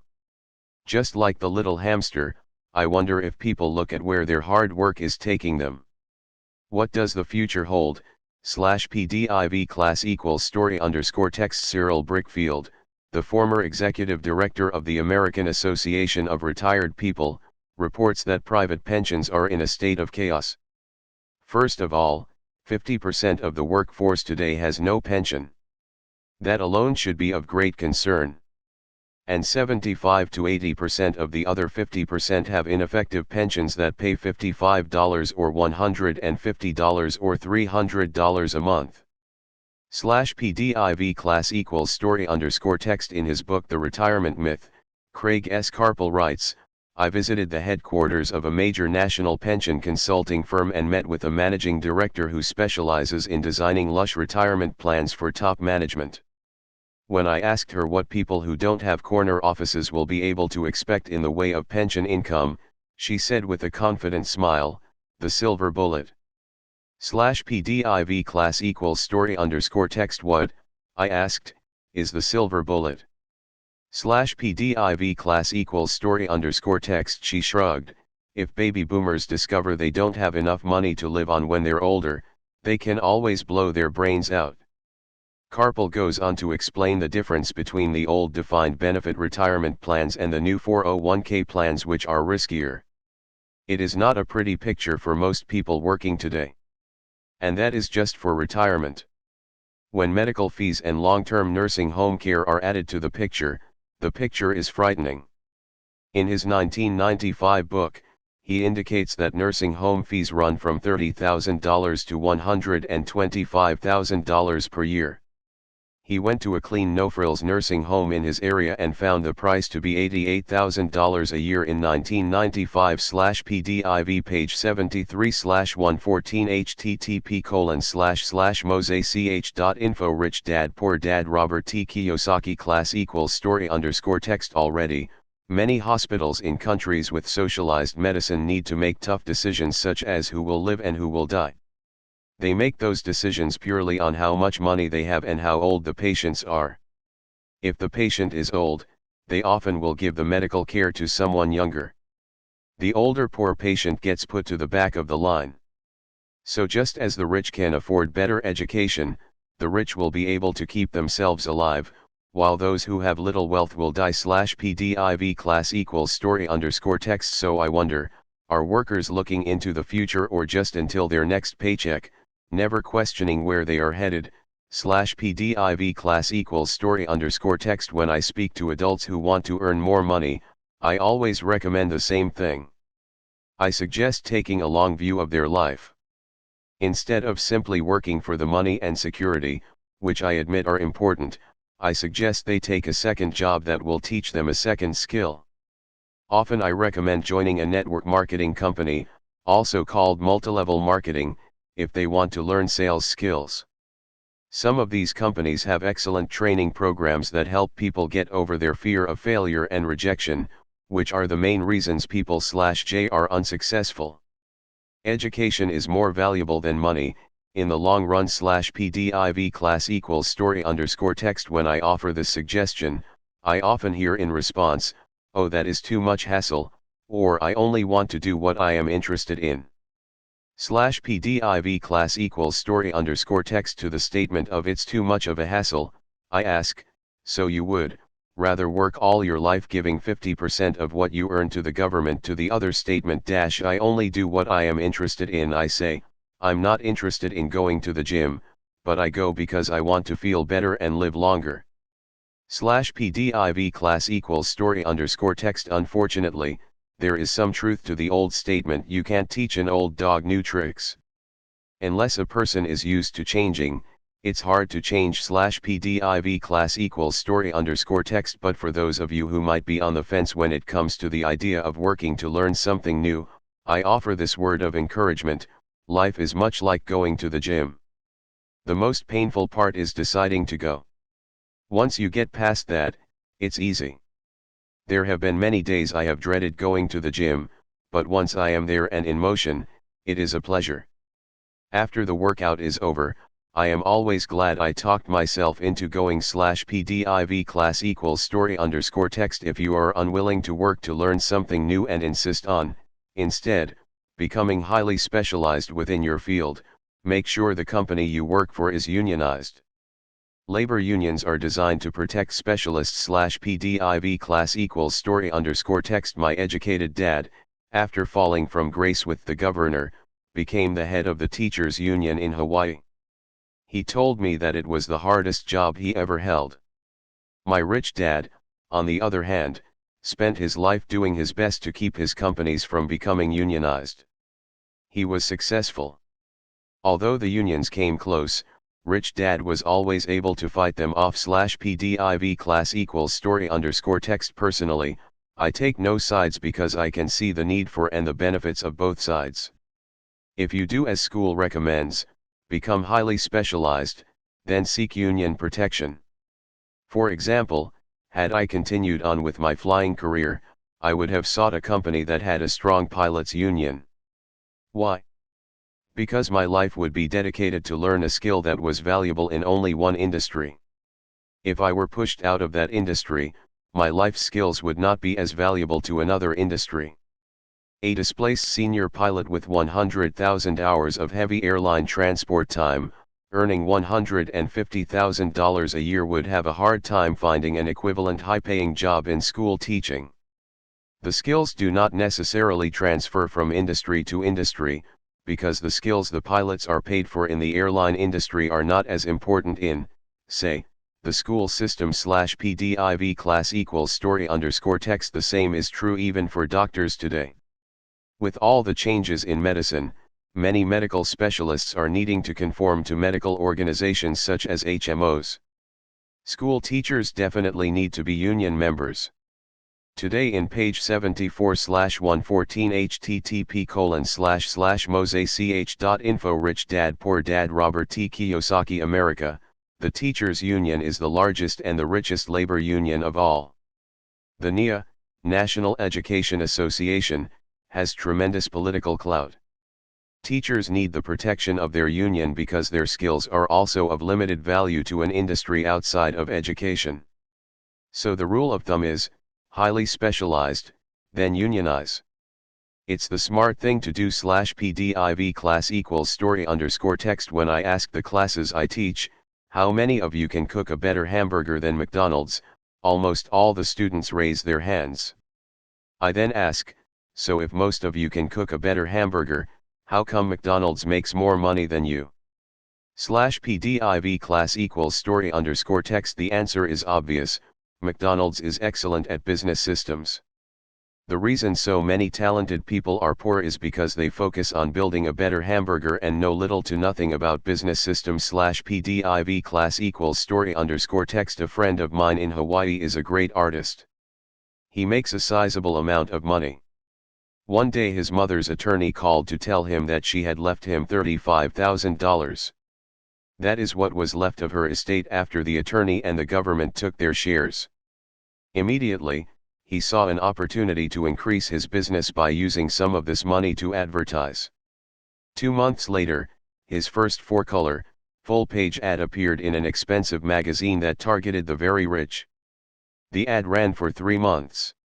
He received no replies from the ad, and all of his inheritance is now gone.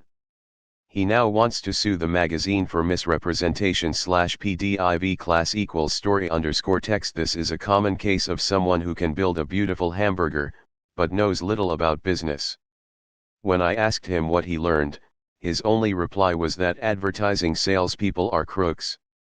I then asked him if he would be willing to take a course in sales and a course in direct marketing. His reply, I don't have the time, and I don't want to waste my money. /PDIV class equals story _ text. The world is filled with talented poor people.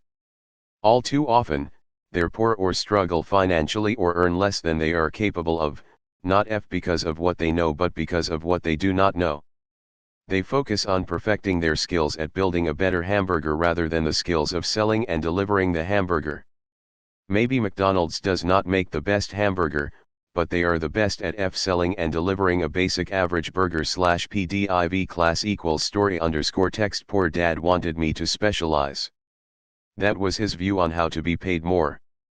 Even after being told by the governor of Hawaii that he could no longer work in state government, my educated dad continued to encourage me to get specialized. Educated dad then took up the cause of the teachers' union, campaigning for further protection and benefits for these highly skilled and educated professionals. We argued often, but I know he never agreed that over-specialization is what caused the need for union protection. He never understood that the more specialized you become, the more you are trapped and dependent on that specialty. /PDIV class equals story _ text. Rich dad advised that Mike and I groom ourselves. Many corporations do the same thing. They find a young bright student out of business school and begin grooming that person to someday take over the company. So these bright young employees do not specialize in one department, they are moved from department to learn all the aspects of business systems. The rich often groom their children or the children of others.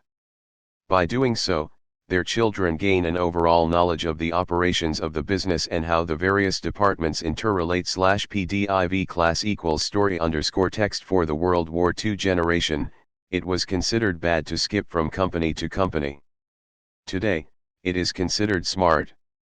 Since people will skip from company to company, rather than seek greater specialization, why not seek to learn more than earn?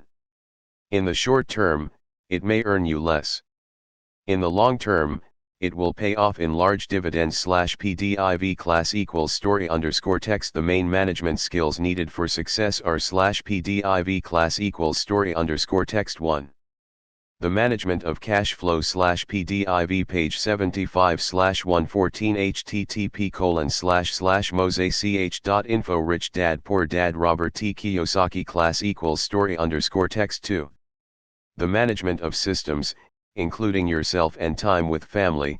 /PDIV class equals story _ text. 3. The management of people. /PDIV class equals story _ text. The most important specialized skills are sales and understanding marketing. It is the ability to sell, therefore, to communicate to another human being, be it a customer, employee, boss, spouse, or child, that is the base skill of personal success. It is communication skills such as writing, speaking and negotiating that are crucial to a life of success. It is a skill that I work on constantly, attending courses or buying educational tapes to expand my knowledge. /PDIV class equals story _ text. As I have mentioned, my educated dad worked harder and harder the more competent he became. He also became more trapped the more specialized he got. Although his salary went up, his choices diminished. Soon after he was locked out of government work, he found out how vulnerable he really was professionally. It is like professional athletes who suddenly are injured or are too old to play. Their once high-paying position is gone, and they have limited skills to fall back on. I think that is why my educated dad sided so much with unions after that. He realized how much a union would have benefited him. /PDIV class equals story _ text. Rich dad encouraged Mike and me to know a little about a lot. he encouraged us to work with people smarter than we were and to bring smart people together to work as a team. Today it would be called a synergy of professional specialties /PDIV class equals story underscore text. Today, I meet ex-school teachers earning hundreds of thousands of dollars a year. They earn that much because they have specialized skills in their field as well as other skills.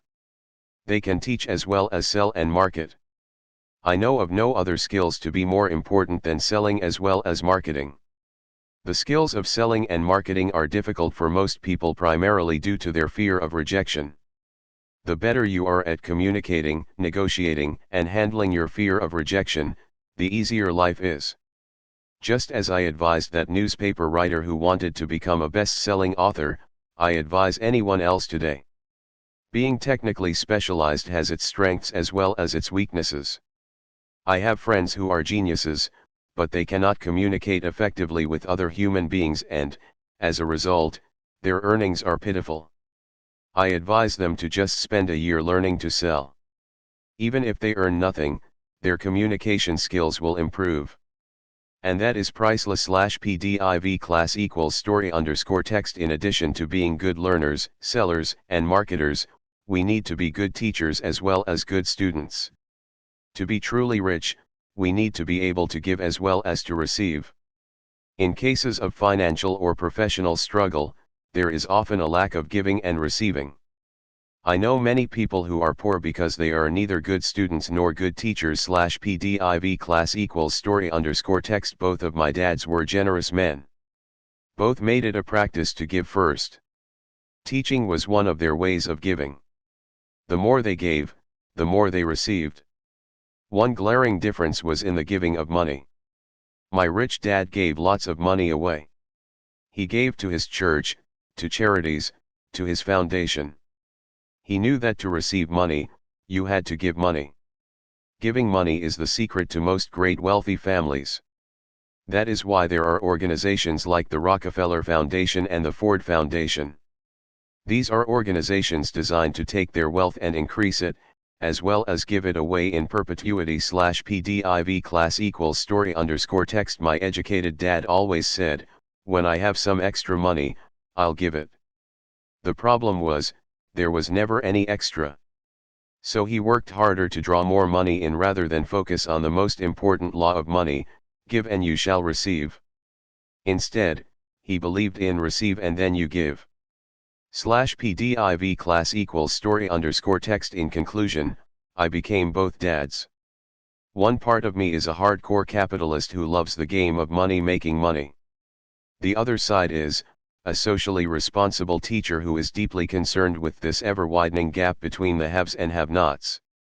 I personally hold the page 76/114 http://mosech.info. Rich Dad Poor Dad Robert T. Kiyosaki. Archaic educational system primarily responsible for this growing gap.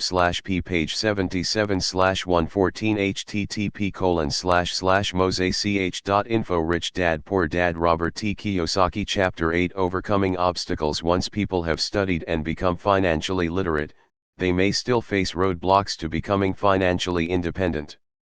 There are 5 main reasons why financially literate people may still not develop abundant asset columns. Asset columns that could produce large sums of cash flow. Asset columns that could free them to live the life they dream of, instead of working full-time just to pay bills. The 5 reasons are: 1. Fear. 2. Cynicism. 3. Laziness. 4. Bad habits. 5. Arrogance. Reason number 1. Overcoming the fear of losing money. I have never met anyone who really likes losing money. And in all my years, I have never met a rich person who has never lost money. But I have met a lot of poor people who have never lost a dime. Investing, that is. The fear of losing money is real. Everyone has it. Even the rich. But it's not fear that is the problem. It's how you handle fear. It's how you handle losing. It's how you handle failure that makes the difference in one's life. That goes for anything in life, not just money. The primary difference between a rich person and a poor person is how they handle that fear. It's okay to be fearful. It's okay to be a coward when it comes to money. You can still be rich. We're all heroes at something and cowards at something else.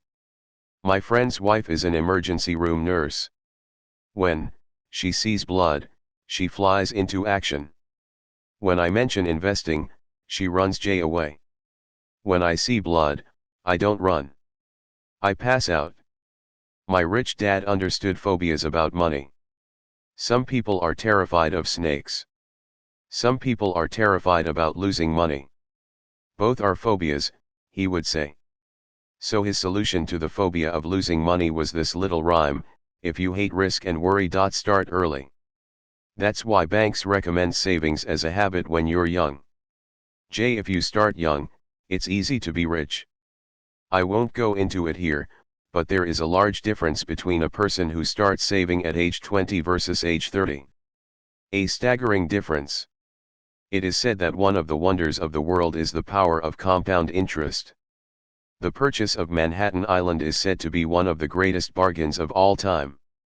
New York was purchased for $24 in trinkets and beads. Yet, if that $24 had been invested, at 8% annually, that $24 would have been worth more than $28 trillion by 1995. Manhattan could be repurchased with money left over to buy much of LA, especially at 1995's real estate prices. Page 78/114 http://mosech.info Rich Dad Poor Dad Robert T. Kiyosaki. My neighbor works for a major computer company. He has been there 25 years. In 5 more years he will leave the company with $4 million in his 401k retirement plan. It is invested mostly in high-growth mutual funds, which he will convert to bonds and government securities. He'll only be 55 when he gets out, and he will have a passive cash flow of over $300,000 a year, more than he makes from his salary. So it can be done, even if you hate losing or hate risk. But you must start early and definitely set up a retirement plan, and you should hire a financial planner you trust to guide you before investing in anything. But what if you don't have much time left or would like to retire early? How do you handle the fear of losing money? My poor dad did nothing. He simply avoided the issue, refusing to discuss the subject. My rich dad, on the other hand, recommended that I think like a Texan. I like Texas and Texans, he used to say. In Texas, everything is bigger. When Texans win, they win big. And when they lose, it's spectacular.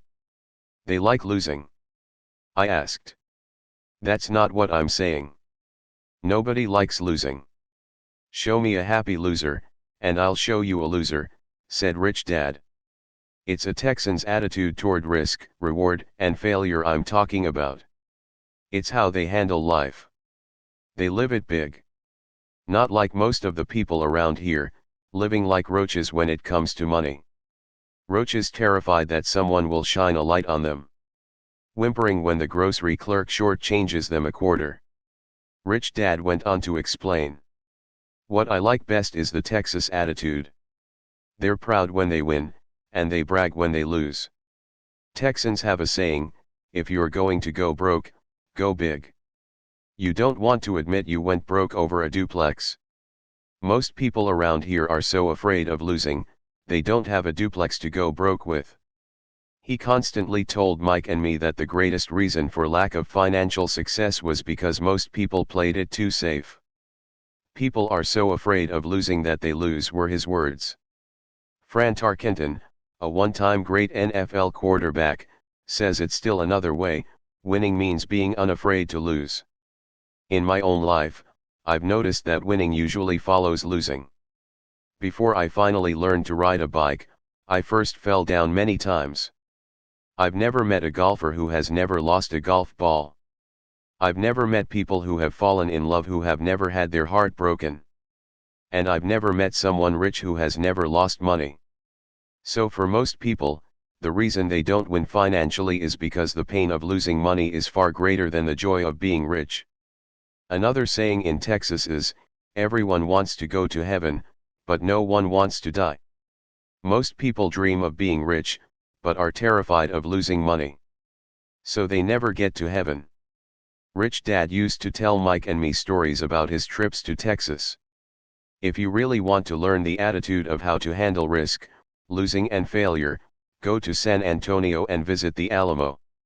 The page 79/114 http://mosech.info Rich Dad Poor Dad Robert T. Kiyosaki Alamo is a great story of brave people who chose to fight, knowing there was no hope of success against overwhelming odds. They chose to die instead of surrendering. It's an inspiring story worthy of study. Nonetheless, it's still a tragic military defeat. They got their butts kicked. A failure if you will. They lost. So how do Texans handle failure? They still shout, "Remember the Alamo." Mike and I heard this story a lot. He always told us this story when he was about to go into a big deal and he was nervous. After he had done all his due diligence and now it was put up or shut up, he told us this story. Every time he was afraid of making a mistake, or losing money, he told us this story. It gave him strength, for it reminded him that he could always turn a financial loss into a financial win. Rich Dad I knew that failure would only make him stronger and smarter. It's not that he wanted to lose, he just knew who he was and how he would take a loss. He would take a loss and make it a win. That's what made him a winner and others losers. It gave him the courage to cross the line when others backed out. That's why I like Texans so much. They took a great failure and turned it into a tourist destination that makes them millions. But probably his words that mean the most to me today are these: Texans don't bury their failures. They get inspired by them. They take their failures and turn them into rallying cries. Failure inspires Texans to become winners. But that formula is not just the formula for Texans. It is the formula for all winners. Just as I also said that falling off my bike was part of learning to ride. I remember falling off only made me more determined to learn to ride. Not less. I also said that I have never met a golfer who has never lost a ball. To be a top professional golfer, losing a ball or a tournament only inspires golfers to be better, to practice harder, to study more. That's what makes them better. For winners, losing inspires them. For losers, losing defeats them. Quoting John D. Rockefeller, I always tried to turn every disaster into an opportunity. And being Japanese American, I can say this. Many people say that Pearl Harbor was an American mistake. I say it was a Japanese mistake. From the movie Tora, Tom, a somber Japanese admiral says to his cheering subordinates, "I am afraid we have awakened a sleeping giant." Remember, Pearl Harbor became a rallying cry. It turned one of America's greatest losses into the reason to win. This great defeat gave America strength, and America soon emerged as a world power. Failure inspires winners. And failure defeats losers. It is the biggest secret of winners. It's the secret that losers do not know. The greatest secret of winners is that failure inspires winning, thus, they're not afraid of losing. Repeating Fran Tarkenton's quote, winning means being unafraid to lose. People like Fran Tarkenton are not afraid of losing because they know who they are. They hate losing, so they know that losing will only inspire them to become better. There is a big difference between hating losing and being afraid to lose. Most people are so afraid of losing money that they lose. They go broke over a duplex. Financially, they play life too safe and too small. They buy big houses and big cars, but not big investments. The main reason that over 90% of the American public struggles financially is because they play not to lose. They don't play to win. They go to their financial planners or accountants or stockbrokers and buy a balanced portfolio. Page 80/114 http://mosech.info Rich Dad Poor Dad Robert T. Kiyosaki Most have lots of cash in CDs, low-yield bonds, mutual funds that can be traded within a mutual fund family, and a few individual stocks. It is a safe and sensible portfolio. But it is not a winning portfolio. It is a portfolio of someone playing not to lose. Don't get me wrong. It's probably a better portfolio than more than 70% of the population, and that's frightening. Because a safe portfolio is a lot better than no portfolio. It's a great portfolio for someone who loves safely.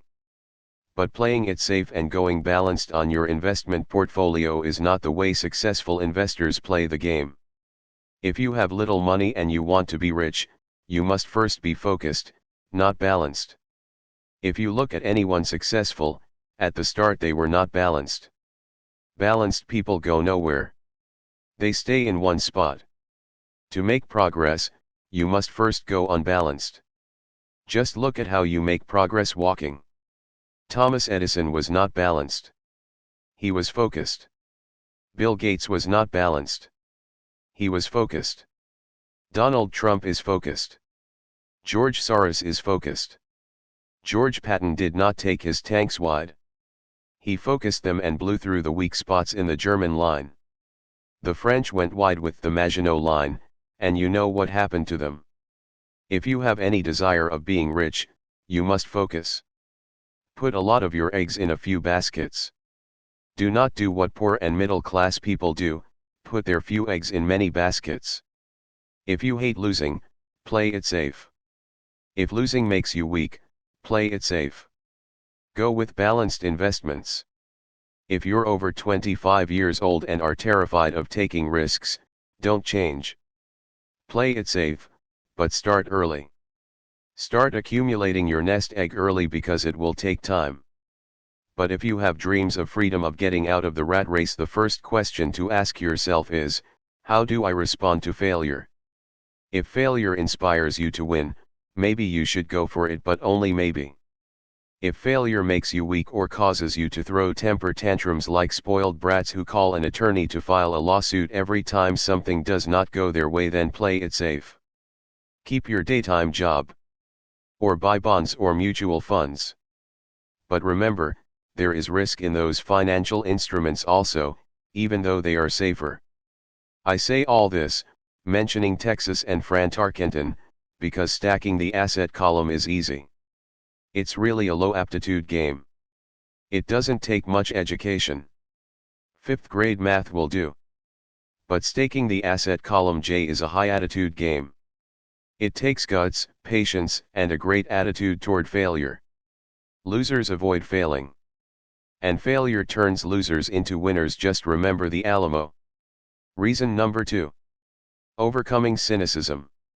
The sky is falling. The sky is falling. Most of us know the story of Chicken Little, who ran around warning the barnyard of impending doom. We all know people who are that way. But we all have a Chicken Little inside each of us. And as I stated earlier, the cynic is really a little chicken. We all get a little chicken when fear and doubt cloud our thoughts. All of us have doubts. I'm not smart. I'm not good enough. So and so is better than me. Or our doubts often paralyze us. We play the what if game. What if the economy crashes right after I invest? Or what if I lose control and I can't pay the money back? What if things don't go as I planned? Or we have friends or loved ones who will remind us of our page 81/114 http://mosech.info. Rich Dad Poor Dad Robert T. Kiyosaki shortcomings regardless of whether we ask. They often say, what makes you think you can do that? Or if it's such a good idea, how come someone else hasn't done it? Or that will never work. You don't know what you're talking about. These words of doubt often get so loud that we fail to act. A horrible feeling builds in our stomach. Sometimes we can't sleep. We fail to move forward. So we stay with what is safe and opportunities pass us by. We watch life passing by as we sit immobilized with a cold knot in our body. We have all felt this at one time in our lives, some more than others. Peter Lynch of Fidelity Magellan Mutual Fund fame refers to warnings about the sky falling as noise, and we all hear it. Noise is either created inside our heads or comes from outside. often from friends, family, co-workers, and the media. Lynch recalls the time during the 1950s when the threat of nuclear war was so prevalent in the news that people began building fallout shelters and storing food and water. If they had invested that money wisely in the market, instead of building a fallout shelter, they'd probably be financially independent today. When the riots broke out in Los Angeles a few years ago, gun sales went up all over the country. A person dies from rare hamburger meat in Washington state and the Arizona Health Department orders restaurants to have all beef cooked well done. A drug company runs a national TV commercial showing people catching the flu. The ad runs in February. Colds go up as well as sales of their cold medicine. Most people are poor because when it comes to investing, the world is filled with Chicken Littles running around yelling, "The sky is falling. The sky is falling." And Chicken Littles are effective because every one of us is a little chicken. It often takes great courage to not let rumors and talk of doom and gloom affect your doubts and fears. In 1992, a friend named Richard came from Boston to visit my wife and me in Phoenix. He was impressed with what we had done through stocks and real estate. The prices of real estate in Phoenix were depressed. We spent 2 days with him showing him what we thought were excellent opportunities for cash flow and capital appreciation. My wife and I are not real estate agents. We are strictly investors. After identifying a unit in a resort community, we called an agent who sold it to him that afternoon. The price was a mere $42,000 for a 2-bedroom townhome. Similar units were going for $65,000. He had found a bargain. Excited, he bought it and returned to Boston. 2 weeks later, the agent called to say that our friend had backed out. I called immediately to find out why. All he said was that he talked to his neighbor, and his neighbor told him it was a bad deal. He was paying too much. I asked Richard if his neighbor was an investor. Richard said no. When I asked why he listened to him, Richard got defensive and simply said he wanted to keep looking. The real estate market in Phoenix turned, and by 1994, that little unit was renting for $1,000 a month, $2,500 in the peak winter months.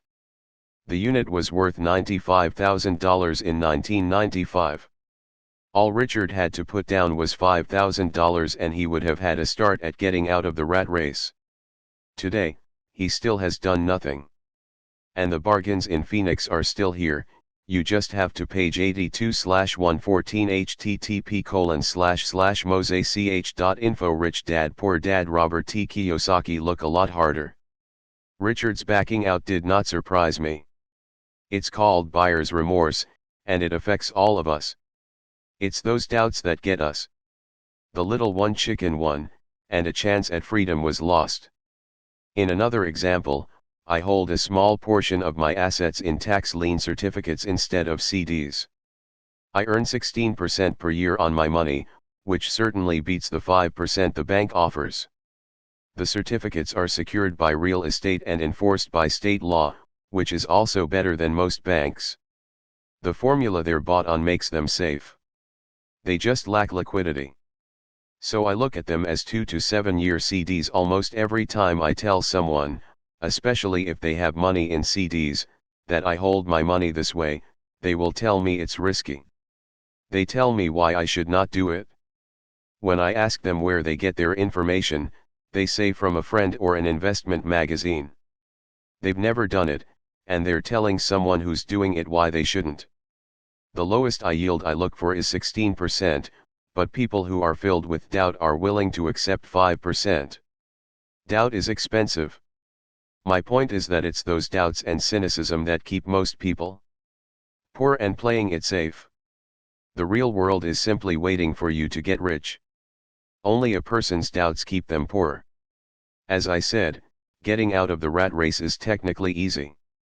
It doesn't take much education, but those doubts are cripples for most people. Cynics never win, said Rich Dad. Unchecked doubt and fear creates a cynic. Cynics criticize, and winners analyze was another of his favorite sayings. Rich Dad explained that criticism blinded while analysis opened eyes. Analysis allowed winners to see that critics were blind, and to see opportunities that everyone else missed. And finding what people miss is key to any success. Real estate is a powerful investment tool for anyone seeking financial independence or freedom. It is a unique investment tool. Yet, every time I mention real estate as a vehicle, I often hear, "I don't want to fix toilets." That's what Peter Lynch calls noise. That's what my rich dad would say is the cynic talking. Someone who criticizes and does not analyze. Someone who lets their doubts and fears close their mind instead of open their eyes. So when someone says, "I don't want to fix toilets, I want to fire back," what makes you think I want to? They're saying a toilet is more important than what they want. I talk about freedom from the rat race, and they focus on toilets. That is the thought pattern that keeps most people poor. They criticize instead of analyze. "I don't once hold the key to your success," Rich Dad would say. "Because I, too, do not want to fix toilets, I shop hard for a property manager who does fix toilets. And by finding a great property manager who runs houses or apartments, well, my cash flow goes up. But more importantly, a great property manager allows me to buy a lot more real estate since I don't have to fix toilets." A great property manager is key to success in real estate. Finding a good manager is more important to me than the real estate. A great property manager often hears of great deals before real estate agents do, which makes them even more. Page 83/114 http://mosech.info Rich Dad Poor Dad Robert T. Kiyosaki Valuable. That is what Rich Dad meant by "I don't once hold the key to your success." Because I do not want to fix toilets either, I figured out how to buy more real estate and expedite my getting out of the rat race. The people who continue to say "I don't want to fix toilets" often deny themselves the use of this powerful investment vehicle. Toilets are more important than their freedom. In the stock market, I often hear people say, "I don't want to lose money." Well, what makes them think I or anyone else likes losing money? They don't make money because they chose to not lose money.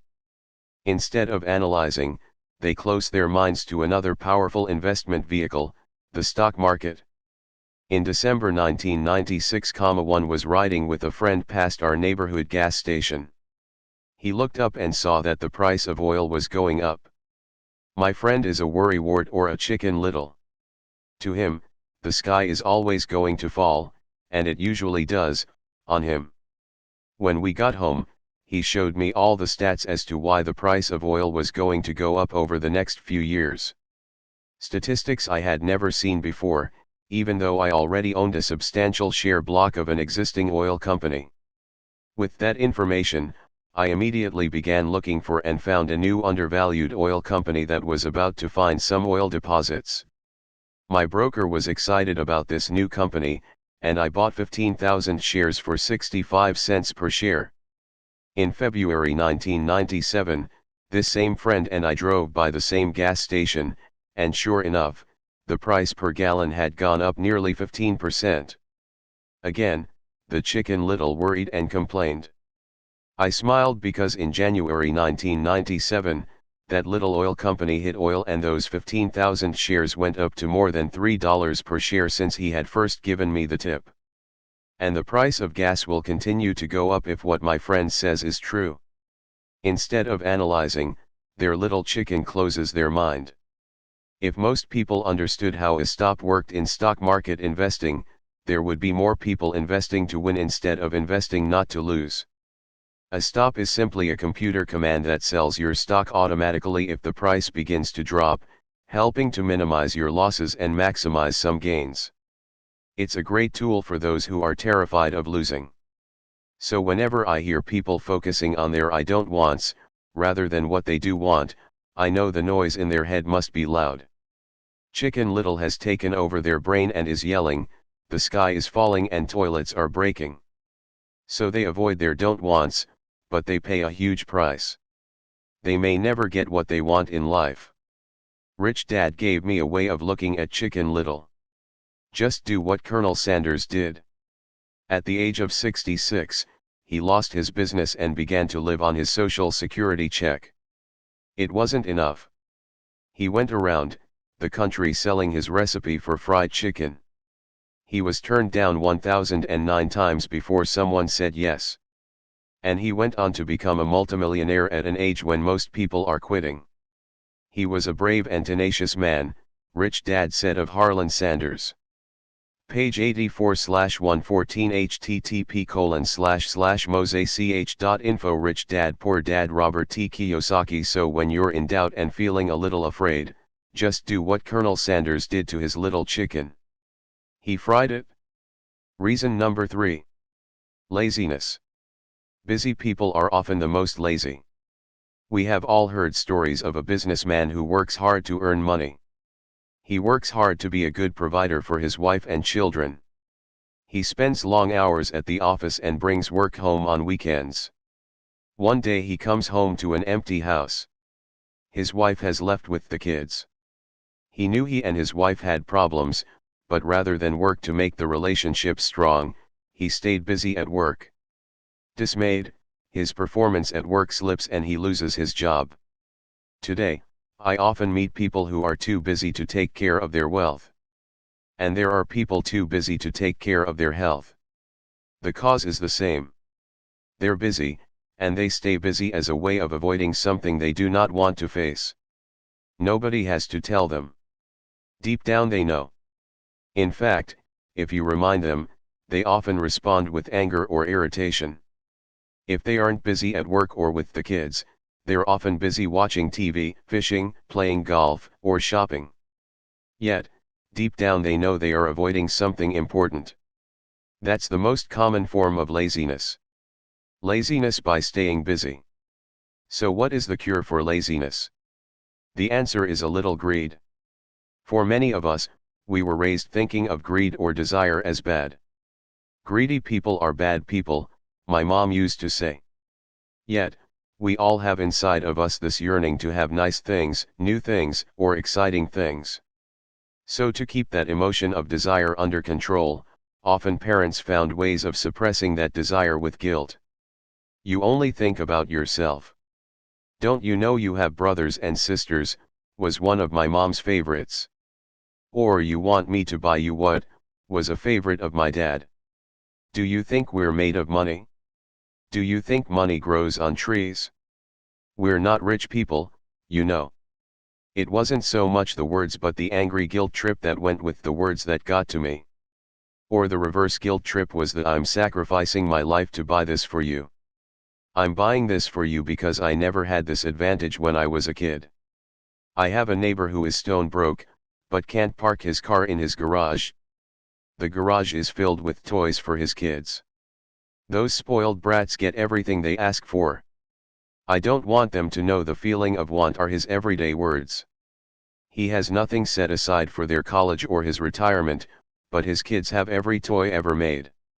He recently got a new credit card in the mail and took his kids to visit Las Vegas. I'm doing it for the kids, he said with great sacrifice. Rich Dad forbade the words "I can't afford it." In my real home, that's all I heard. Instead, Rich Dad required his children to say, "How can I afford it?" His reasoning, the words "I can't afford it" shut down your brain. It didn't have to think anymore. "How can I afford it" opened up the brain. Forced it to think and search for answers. But most importantly, he felt the words "I can't afford it" were a lie. And the human spirit knew it. The human spirit is very, very powerful, he would say. It knows it can do anything. By having a lazy mind that says, "I can't afford it," a war breaks out inside you. Your spirit is angry. Page 85/114 http://mosech.info Rich Dad Poor Dad Robert T. Kiyosaki. And your lazy mind must defend its lie. The spirit is screaming, "Come on. Let's go to the gym and work out." And the lazy mind says, "But I'm tired. I worked really hard today."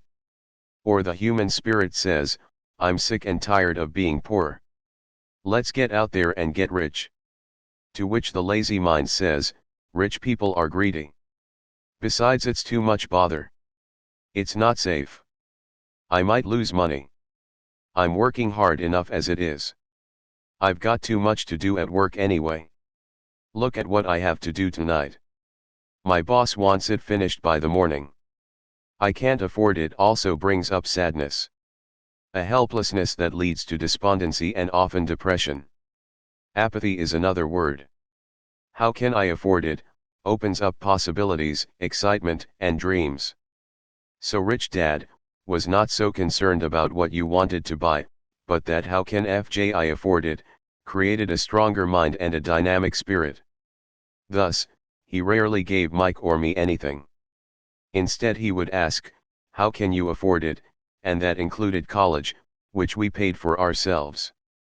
It was not the goal but the process of attaining the goal we desired that he wanted us to learn. The problem I sense today is that there are millions of people who feel guilty about their greed. It's an old conditioning from their childhood. Their desire to have the finer things that life offers. Most have been conditioned subconsciously to say, you can't have that, or, you'll never afford that. When I decided to exit the rat race, it was simply a question. How can I afford to never work again? And my mind began to kick out answers and solutions. The hardest part was fighting my real parents' dogma of we can't afford that. Or stop thinking only about yourself. Or why don't you think about others, and other such words designed to instill guilt to suppress my greed. So how do you beat laziness? The answer is a little greed. It's that radio station WeFM, which stands for What's in it for me. A person needs to sit down and ask, what's in it for me if I'm healthy, sexy, and good looking? Or what would my life be like if I never had to work again? Or what would I do if I had all the money I needed? Without that little greed, the desire to have something better, progress is not made. Our world progresses because we all desire a better life. New inventions are made because we desire something better. We go to school and study hard because we want something better. So whenever you find yourself avoiding something you know you should be doing, then the only thing to ask yourself is what's in it for me? Be a little greedy. It's the best cure for laziness. Too much greed, however, as anything in excess can be, is not good. But just remember what Michael Douglas said in the movie Wall Street. Greed is good. Rich Dad said it differently, guilt is worse than greed. For guilt robs the body of its soul, and to me, Eleanor Roosevelt said it best, do what you feel in your heart to be right, for you'll be criticized anyway. You'll be damned if you do, and damned if you don't. Reason number 4. Habits. Our lives are a reflection of our habits more than our education. After seeing the movie Conan, starring Arnold Schwarzenegger, a friend said, I'd love to have a body like Schwarzenegger. Most of the guys nodded in agreement. Page 86/114 http://mosech.info. Rich Dad Poor Dad Robert T. Kiyosaki. I even heard he was really puny and skinny at one time, another friend added. Yeah, I heard that too, another one added. I heard he has a habit of working out almost every day in the gym. Yeah, I'll bet he has too. Nah, said the group cynic. I'll bet he was born that way. Besides, let's stop talking about Arnold and get some beers. This is an example of habits controlling behavior. I remember asking my rich dad about the habits of the rich. Instead of answering me outright, he wanted me to learn through example, as usual. When does your dad pay his bills? Rich Dad asked. The first of the month, I said. Does he have anything left over? He asked. Very little, I said. That's the main reason he struggles, said Rich Dad. He has bad habits. Your dad pays everyone else first. He pays himself last, but only if he has anything left over. Which he usually doesn't, I said. But he has to pay his bills, doesn't he? You're saying he shouldn't pay his bills? Of course not, said Rich Dad. I firmly believe in paying my bills on time. I just pay myself first. before I pay even the government. But what happens if you don't have enough money? I asked. What do you do then? The same, said Rich Dad. I still pay myself first. Even if I'm short of money. My asset column is far more important to me than the government. But, I said. Don't they come after you? Yes, if you don't pay, said Rich Dad. Look, I did not say not to pay. I just said I pay myself first, even if I'm short of money. But, I replied. How do you do that? It's not how. The question is why, Rich Dad said. Okay, why? Motivation, said Rich Dad. Who do you think will complain louder if I don't pay them, me or my creditors? Your creditors will definitely scream louder than you, I said, responding to the obvious. You wouldn't say anything if you didn't pay yourself. Page 87/114 http://mosech.info Rich Dad Poor Dad Robert T. Kiyosaki. So you see, after paying myself, the pressure to pay my taxes and the other creditors is so great that it forces me to seek other forms of income. The pressure to pay becomes my motivation. I've worked extra jobs, started other companies, traded in the stock market, anything just to make sure those guys don't start yelling at me. That pressure made me work harder, forced me to think, and all in all made me smarter and more active when it comes to money. If I had paid myself last, I would have felt no pressure, but I'd be broke. So it is the fear of the government or other people you owe money to that motivates you. That's right, said Rich Dad. You see, government bill collectors are big bullies. So are bill collectors in general. Most people give in to these bullies. They pay them and never pay themselves. You know the story of the 96-pound weakling who gets sand kicked in his face. I nodded. I see that ad for weightlifting and bodybuilding lessons in the comic books all the time. Well, most people let the bullies kick sand in their faces. I decided to use the fear of the bully to make me stronger. Others get weaker. Forcing myself to think about how to make extra money is like going to the gym and working out with weights. The more I work my mental money muscles out, the stronger I get. Now, I'm not afraid of those bullies. I liked what Rich Dad was saying. So if I pay myself first, I get financially stronger, mentally and fiscally. Rich Dad nodded. And if I pay myself last, or not at all, I get weaker. So people like bosses, managers, tax collectors, bill collectors, and landlords push me around all my life. Just because I don't have good money habits. Rich Dad nodded. Just like the 96-pound weakling. Reason number 5. Arrogance. Arrogance is ego plus ignorance. What I know makes me money. What I don't know loses me money. Every time I have been arrogant, I have lost money. Because when I'm arrogant, I truly believe that what I don't know is not important, Rich Dad would often tell me. I have found that many people use arrogance to try to hide their own ignorance. It often happens when I am discussing financial statements with accountants or even other investors. They try to bluster their way through the discussion. It is clear to me that they don't know what they're talking about. They're not lying, but they are not telling the truth. There are many people in the world of money, finances, and investments who have absolutely no idea what they're talking about. Most people in the money industry are just spouting off sales pitches like used car salesmen. When you know you are ignorant in a subject, start educating yourself by finding an expert in the field or find a book on the subject.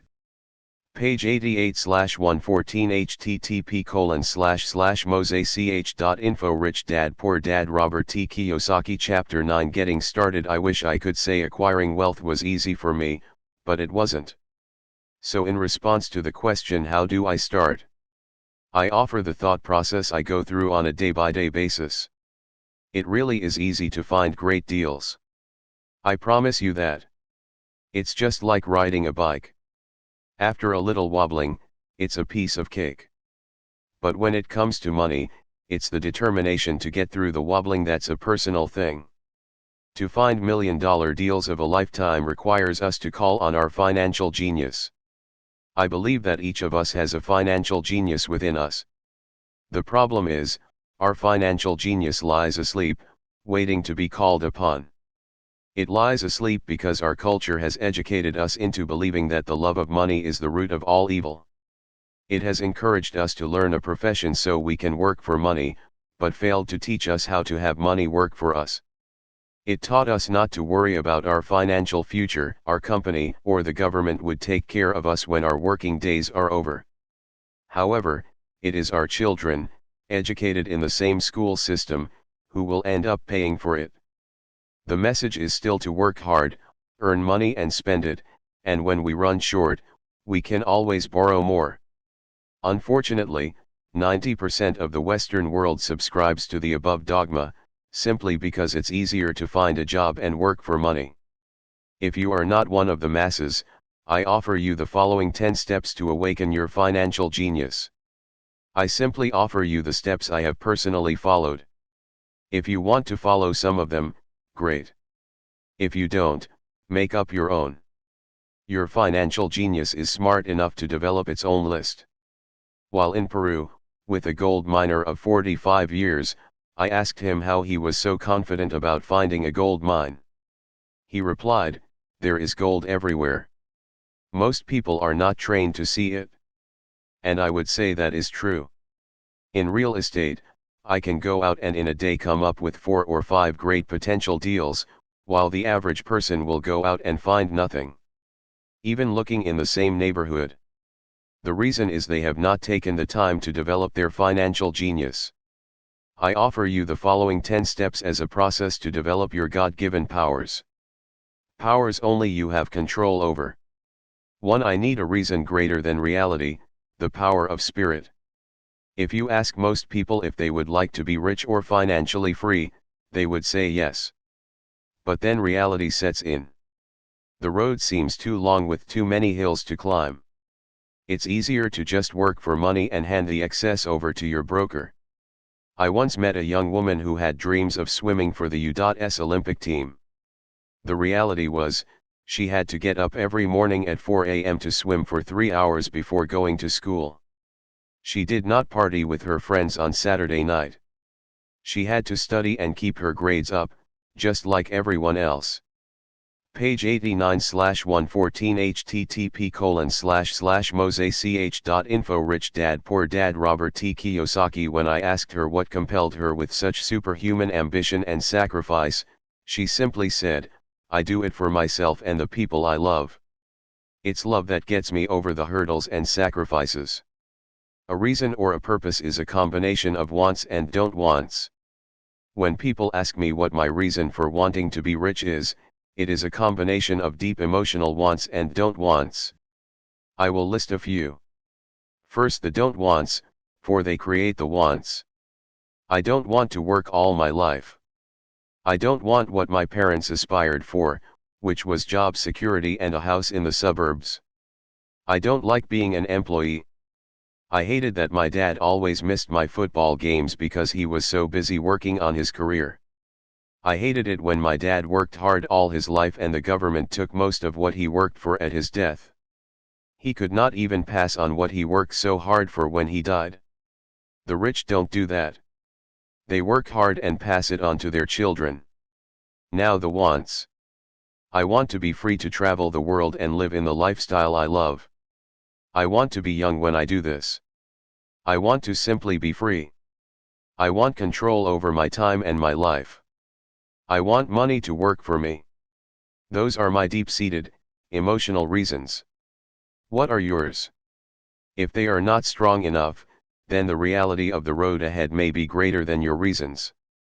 I have lost money and been set back many times, but it was the deep emotional reasons that kept me standing up and going forward. I wanted to be free by age 40, but it took me until I was 4. With many learning experiences along the way. As I said, I wish I could say it was easy. It wasn't, but it wasn't hard either. But without a strong reason or purpose, anything in life is hard.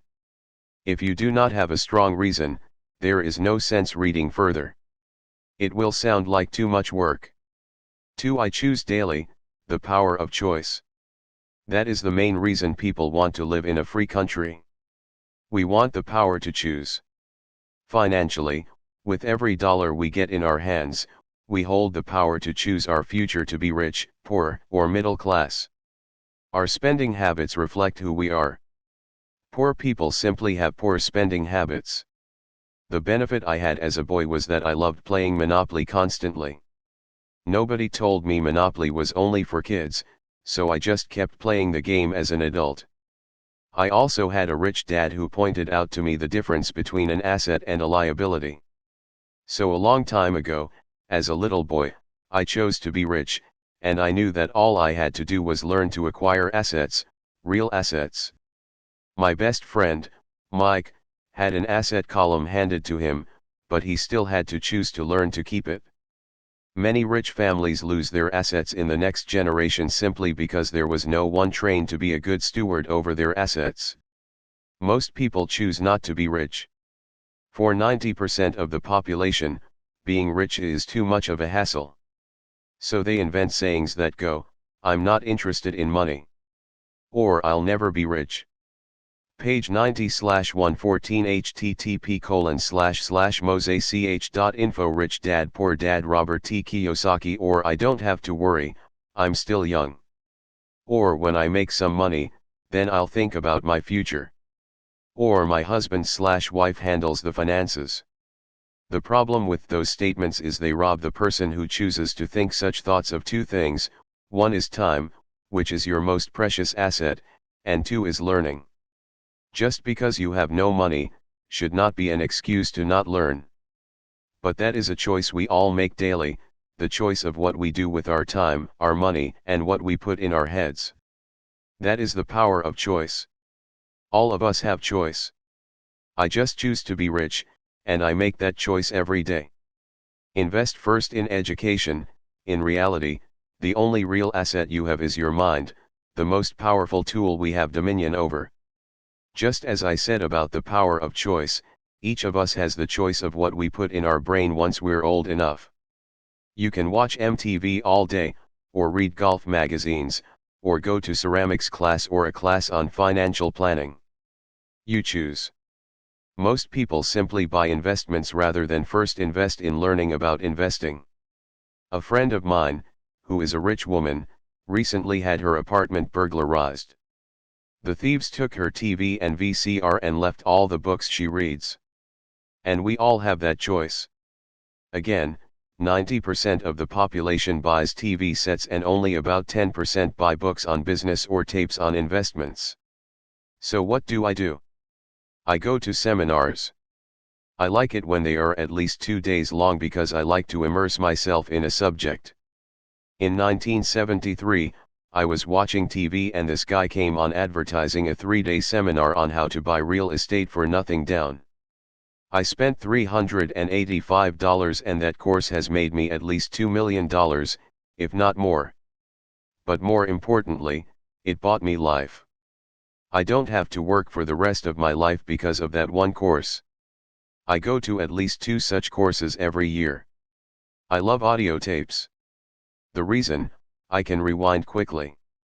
I was listening to a tape by Peter Lynch, and he said something I completely disagreed with.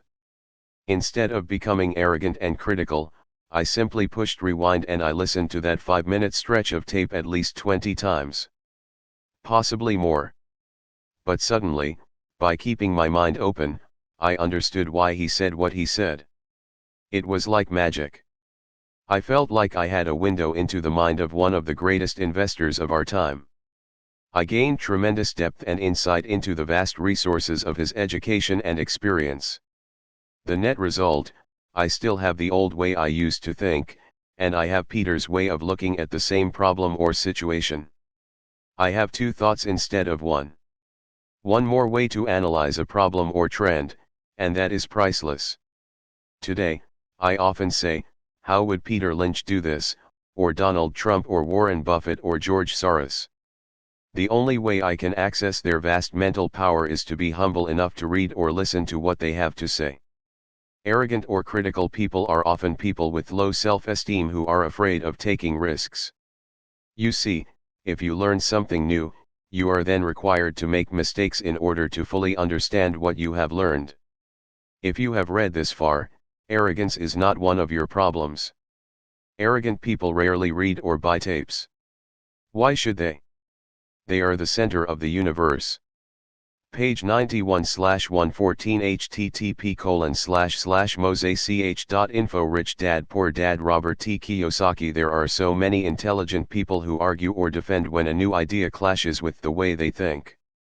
In this case, their so-called intelligence combined with arrogance equals ignorance. Each of us knows people who are highly educated, or believe they are smart, but their balance sheet paints a different picture. A truly intelligent person welcomes new ideas, for new ideas can add to the synergy of other accumulated ideas. Listening is more important than talking. If that was not true, God would not have given us 2 ears and only 1 mouth. Too many people think with their mouth instead of listening to absorb new ideas and possibilities. They argue instead of asking questions. I take a long view on my wealth. I do not subscribe to the get-rich-quick mentality most lottery players or casino gamblers have. I may go in and out of stocks, but I am long on education. If you want to fly an airplane, I advise taking lessons first. I am always shocked at people who buy stocks or real estate, but never invest in their greatest asset, their mind. Just because you bought a house or 2 does not make you an expert at real estate. 3. Choose friends carefully, the power of association. First of all, I do not choose my friends by their financial statements. I have friends who have actually taken the vow of poverty as well as friends who earn millions every year. The point is I learn from all of them, and I consciously make the effort to learn from them. Now I will admit that there are people I have actually sought out because they had money. But I was not after their money, I was seeking their knowledge. In some cases, these people who had money have become dear friends, but not all. But there is one distinction that I would like to point out. I've noticed that my friends with money talk about money. And I do not mean brag. They're interested in the subject. So I learn from them, and they learn from me. My friends, whom I know are in dire straits financially, do not like talking about money, business, or investing. They often think it rude or unintellectual. So I also learn from my friends who struggle financially. I find out what not to do. I have several friends who have generated over $1 billion in their short lifetimes. The 3 of them report the same phenomenon. Their friends who have no money have never come to them to ask them how they did it. But they do come asking for one of 2 things, or both, 1 a loan, or 2 a job. A warning, don't listen to poor or frightened people. I have such friends, and I love them dearly, but they are the Chicken Littles of life. When it comes to money, especially investments, the sky is always falling. They can always tell you why something won't work.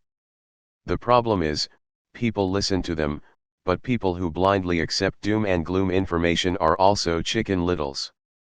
As that old saying goes, chickens of a feather agree together. If you watch CNBC, which is a gold mine of investment information, they often have a panel of so-called experts. One expert will say the market is going to crash, and the other will say it's going to boom. If you're smart, you listen to both. Keep your mind open because both have valid points. Unfortunately, most poor people listen to Chicken Little. I have had more close friends try to talk me out of a deal or an investment. A few years ago, a page 92/114 http://mosech.info Rich Dad Poor Dad Robert T. Kiyosaki friend told me he was excited because he found a 6% certificate of deposit. I told him I earn 16% from the state government. The next day he sent me an article about why my investment was dangerous. I have received 16% for years now, and he still receives 6%. I would say that one of the hardest things about wealth building is to be true to yourself and be willing to not go along with the crowd. For in the market, it is usually the crowd that shows up late and is slaughtered. If a great deal is on the front page, it's too late in most instances. Look for a new deal. As we used to say as surfers, there is always another wave. People who hurry and catch a wave late usually are the ones who wipe out. Smart investors don't time markets. If they miss a wave, they search for the next one and get themselves in position. Why this is hard for most investors is because buying what is not popular is frightening to them. Timid investors are like sheep going along with the crowd. Or their greed gets them in when wise investors have already taken their profits and moved on. Wise investors buy an investment when it's not popular. They know their profits are made when they buy, not when they sell. They wait patiently. As I said, they do not time the market. Just like a surfer, they get in position for the next big swell. It's all insider trading. There are forms of insider trading that are illegal, and there are forms of insider trading that are legal. But either way, it's insider trading. The only distinction is how far away from the inside are you. The reason you want to have rich friends who are close to the inside is because that is where the money is made. It's made on information. You want to hear about the next boom, get in and get out before the next bust. I'm not saying do it illegally, but the sooner you know, the better your chances are for profits with minimal risk. That is what friends are for. And that is financial intelligence. Master a formula and then learn a new one, the power of learning quickly. In order to make bread, every baker follows a recipe, even if it's only held in their head. The same is true for making money. That's why money is often called dough. Most of us have heard the saying you are what you eat. I have a different slant on the same saying. I say, you become what you study. In other words, be careful what you study and learn, because your mind is so powerful that you become what you put in your head. For example, if you study cooking, you then tend to cook. You become a cook. If you don't want to be a cook anymore, then you need to study something else. Let's say, a school teacher. After studying teaching, you often become a teacher. And so on. Choose what you study carefully. When it comes to money, the masses generally have one basic formula they learned in school. And that is, work for money. The formula I see that is predominant in the world is that every day millions of people get up and go to work, earn money, pay bills, balance checkbooks, buy some mutual funds and go back to work. That is the basic formula, or recipe. If you're tired of what you're doing, or you're not making enough, it's simply a case of changing the formula via which you make money. Years ago, when I was 26,1 took a weekend class called How to Buy Real Estate Foreclosures. I learned a formula. The next trick was to have the discipline to actually put into page 93/114 http://mosech.info Rich Dad Poor Dad Robert T. Kiyosaki Action What I had learned. That is where most people stop. For 3 years, while working for Xerox, I spent my spare time learning to master the art of buying foreclosures. I've made several $1 million using that formula, but today, it's too slow and too many other people are doing it. So after I mastered that formula, I went in search of other formulas. For many of the classes, I did not use the information I learned directly, but I always learned something new. I have attended classes designed for only derivative traders, also a class for commodity option traders and a class for chaologists. I was way out of my league, being in a room full of people with doctorates in nuclear physics and space science. Yet, I learned a lot that made my stock and real estate investing more meaningful and lucrative. Most junior colleges and community colleges have classes on financial planning and buying of traditional investments. They are great places to start. So I always search for a faster formula. That is why, on a fairly regular basis, I make more in a day than many people will make in their lifetime. Another side note. In today's fast-changing world, it's not so much what you know anymore that counts, because often what you know is old. It is how fast you learn. That skill is priceless. It's priceless in finding faster formulas, recipes, if you will, for making dough. Working hard for money is an old formula born in the day of cavemen.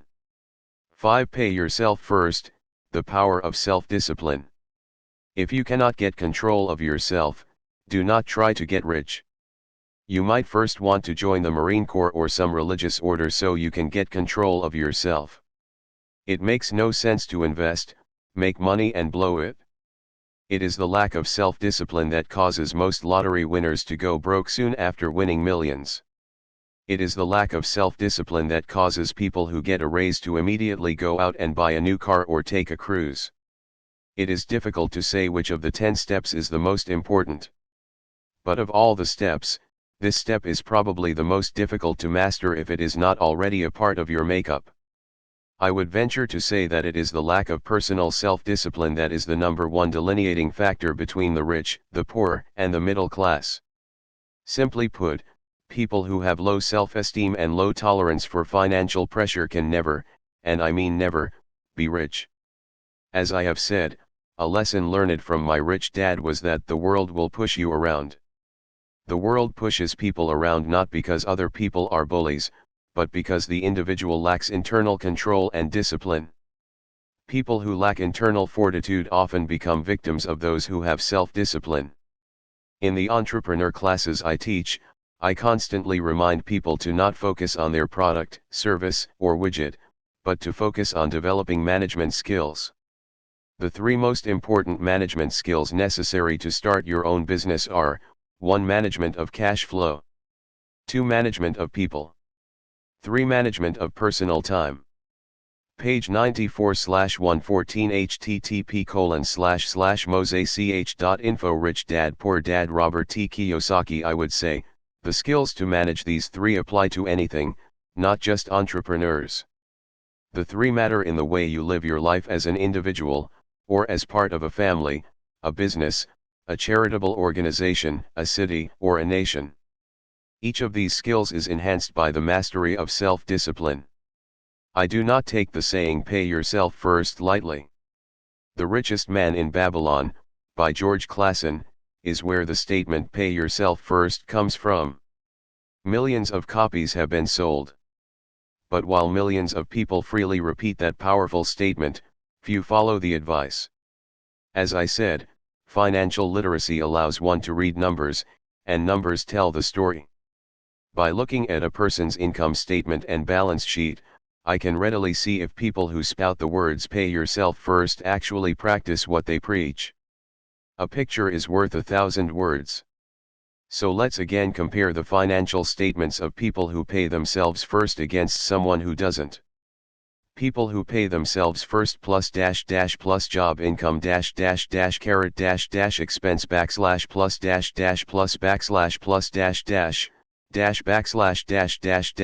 plus assets liabilities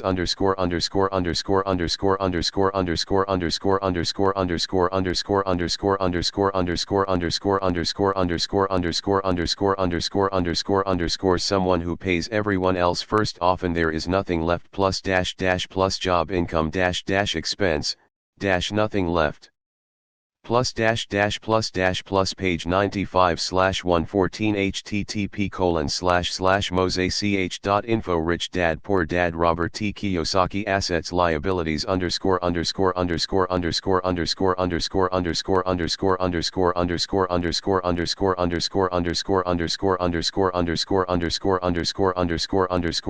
the diagrams and notice if you can pick up some distinctions.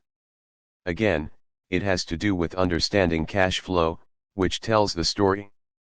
Most people look at the numbers and miss the story. If you can truly begin to understand the power of cash flow, you will soon realize what is wrong with the picture on the next page, or why 90% of most people work hard all their lives and need government support like Social Security when they are no longer able to work. Do you see it? The diagram above reflects the actions of an individual who chooses to pay himself first. Each month, they allocate money to their asset column before they pay their monthly expenses. Although millions of people have read Clason's book and understand the words "pay yourself first," in reality they pay themselves last. Now I can hear the howls from those of you who sincerely believe in paying your bills first. And I can hear all the responsible people who pay their bills on time. I am not saying be irresponsible and not pay your bills. All I am saying is do what the book says, which is pay yourself first. And the diagram above is the correct accounting picture of that action. Not the one that follows. My wife and I have had many bookkeepers and accountants and bankers who have had a major problem with this way of looking at pay yourself first. The reason is that these financial professionals actually do what the masses do, which is pay themselves last. They pay everyone else first. There have been months in my life, when for whatever reason, cash flow was far less than my bills. I still paid myself first. My accountant and bookkeeper screamed in panic. They're going to come after you. The IRS is going to put you in jail. You're going to ruin your credit rating. They'll cut off the electricity. I still paid myself first. Why, you ask? Because that's what the story The Richest Man in Babylon was all about. The power of self-discipline and the power of internal fortitude. Guts, in less elegant terms. As my rich dad taught me the first month I worked for him, most people allow the world to push them around. A bill collector calls and you pay or else. So you pay and not pay yourself. A sales clerk says, "Oh, just put it on your charge card." Your real estate agent tells you to go ahead. The government allows you a tax deduction on your home. That is what the book is really about. Having the guts to go against the tide and get rich. You may not be weak, but when it comes to money, many people get wimpy. I am not saying be irresponsible. The reason I don't have high credit card debt, and dad debt, is because I want to pay myself first. The reason I minimize my income is because I don't want to pay it to the government. That is why, for those of you who have watched the video The Secrets of the Rich, my income comes from my asset column, through a Nevada corporation. If I work for money, the government takes it. Although I pay my bills last, I am financially astute enough to not get into a tough financial situation. I don't like consumer debt. I actually have liabilities that are higher than 99% of the population, but I don't pay for them, other people pay for my liabilities. They're called page 96/114 http://mosech.info Rich Dad Poor Dad Robert T. Kiyosaki Tenants. So rule number 1 in paying yourself first is don't get into debt in the first place. Although I pay my bills last, I set it up to have only small unimportant bills, that I will have to pay. Secondly, when I occasionally come up short, I still pay myself first. I let the creditors and even the government scream. I like it when they get tough. Why? Because those guys do me a favor. They inspire me to go out and create more money. So I pay myself first, invest the money, and let the creditors yell. I generally pay them right away anyway. My wife and I have excellent credit. We just don't cave into the pressure and spend our savings or liquidate stocks to pay for consumer debt. That is not too financially intelligent. So the answer is, 1. Don't get into large debt positions that you have to pay for. Keep your expenses low. Build up assets first. Then, buy the big house or nice car. Being stuck in the rat race is not intelligent. 2. When you come up short, let the pressure build and don't dip into your savings or investments. Use the pressure to inspire your financial genius to come up with new ways of making more money and then pay your bills. You will have increased your ability to make more money as well as your financial intelligence. So many times I have gotten into financial hot water, and used my brain to create more income, while staunchly defending the assets in my asset column. My bookkeeper has screamed and dived for cover, but I was like a good trooper defending the fort assets. Poor people have poor habits. A common bad habit is innocently called dipping into savings. The rich know that savings are only used to create more money, not to pay bills. I know that sounds tough, but as I said, if you're not tough inside, the world will always push you around anyway. If you do not like financial pressure, then find a formula that works for you. A good one is to cut expenses, put your money in the bank, pay more than your fair share of income tax, buy safe mutual funds and take the vow of the average. But this violates the pay yourself first rule. The rule does not encourage self-sacrifice or financial abstinence. It doesn't mean pay yourself first and starve. Life was meant to be enjoyed.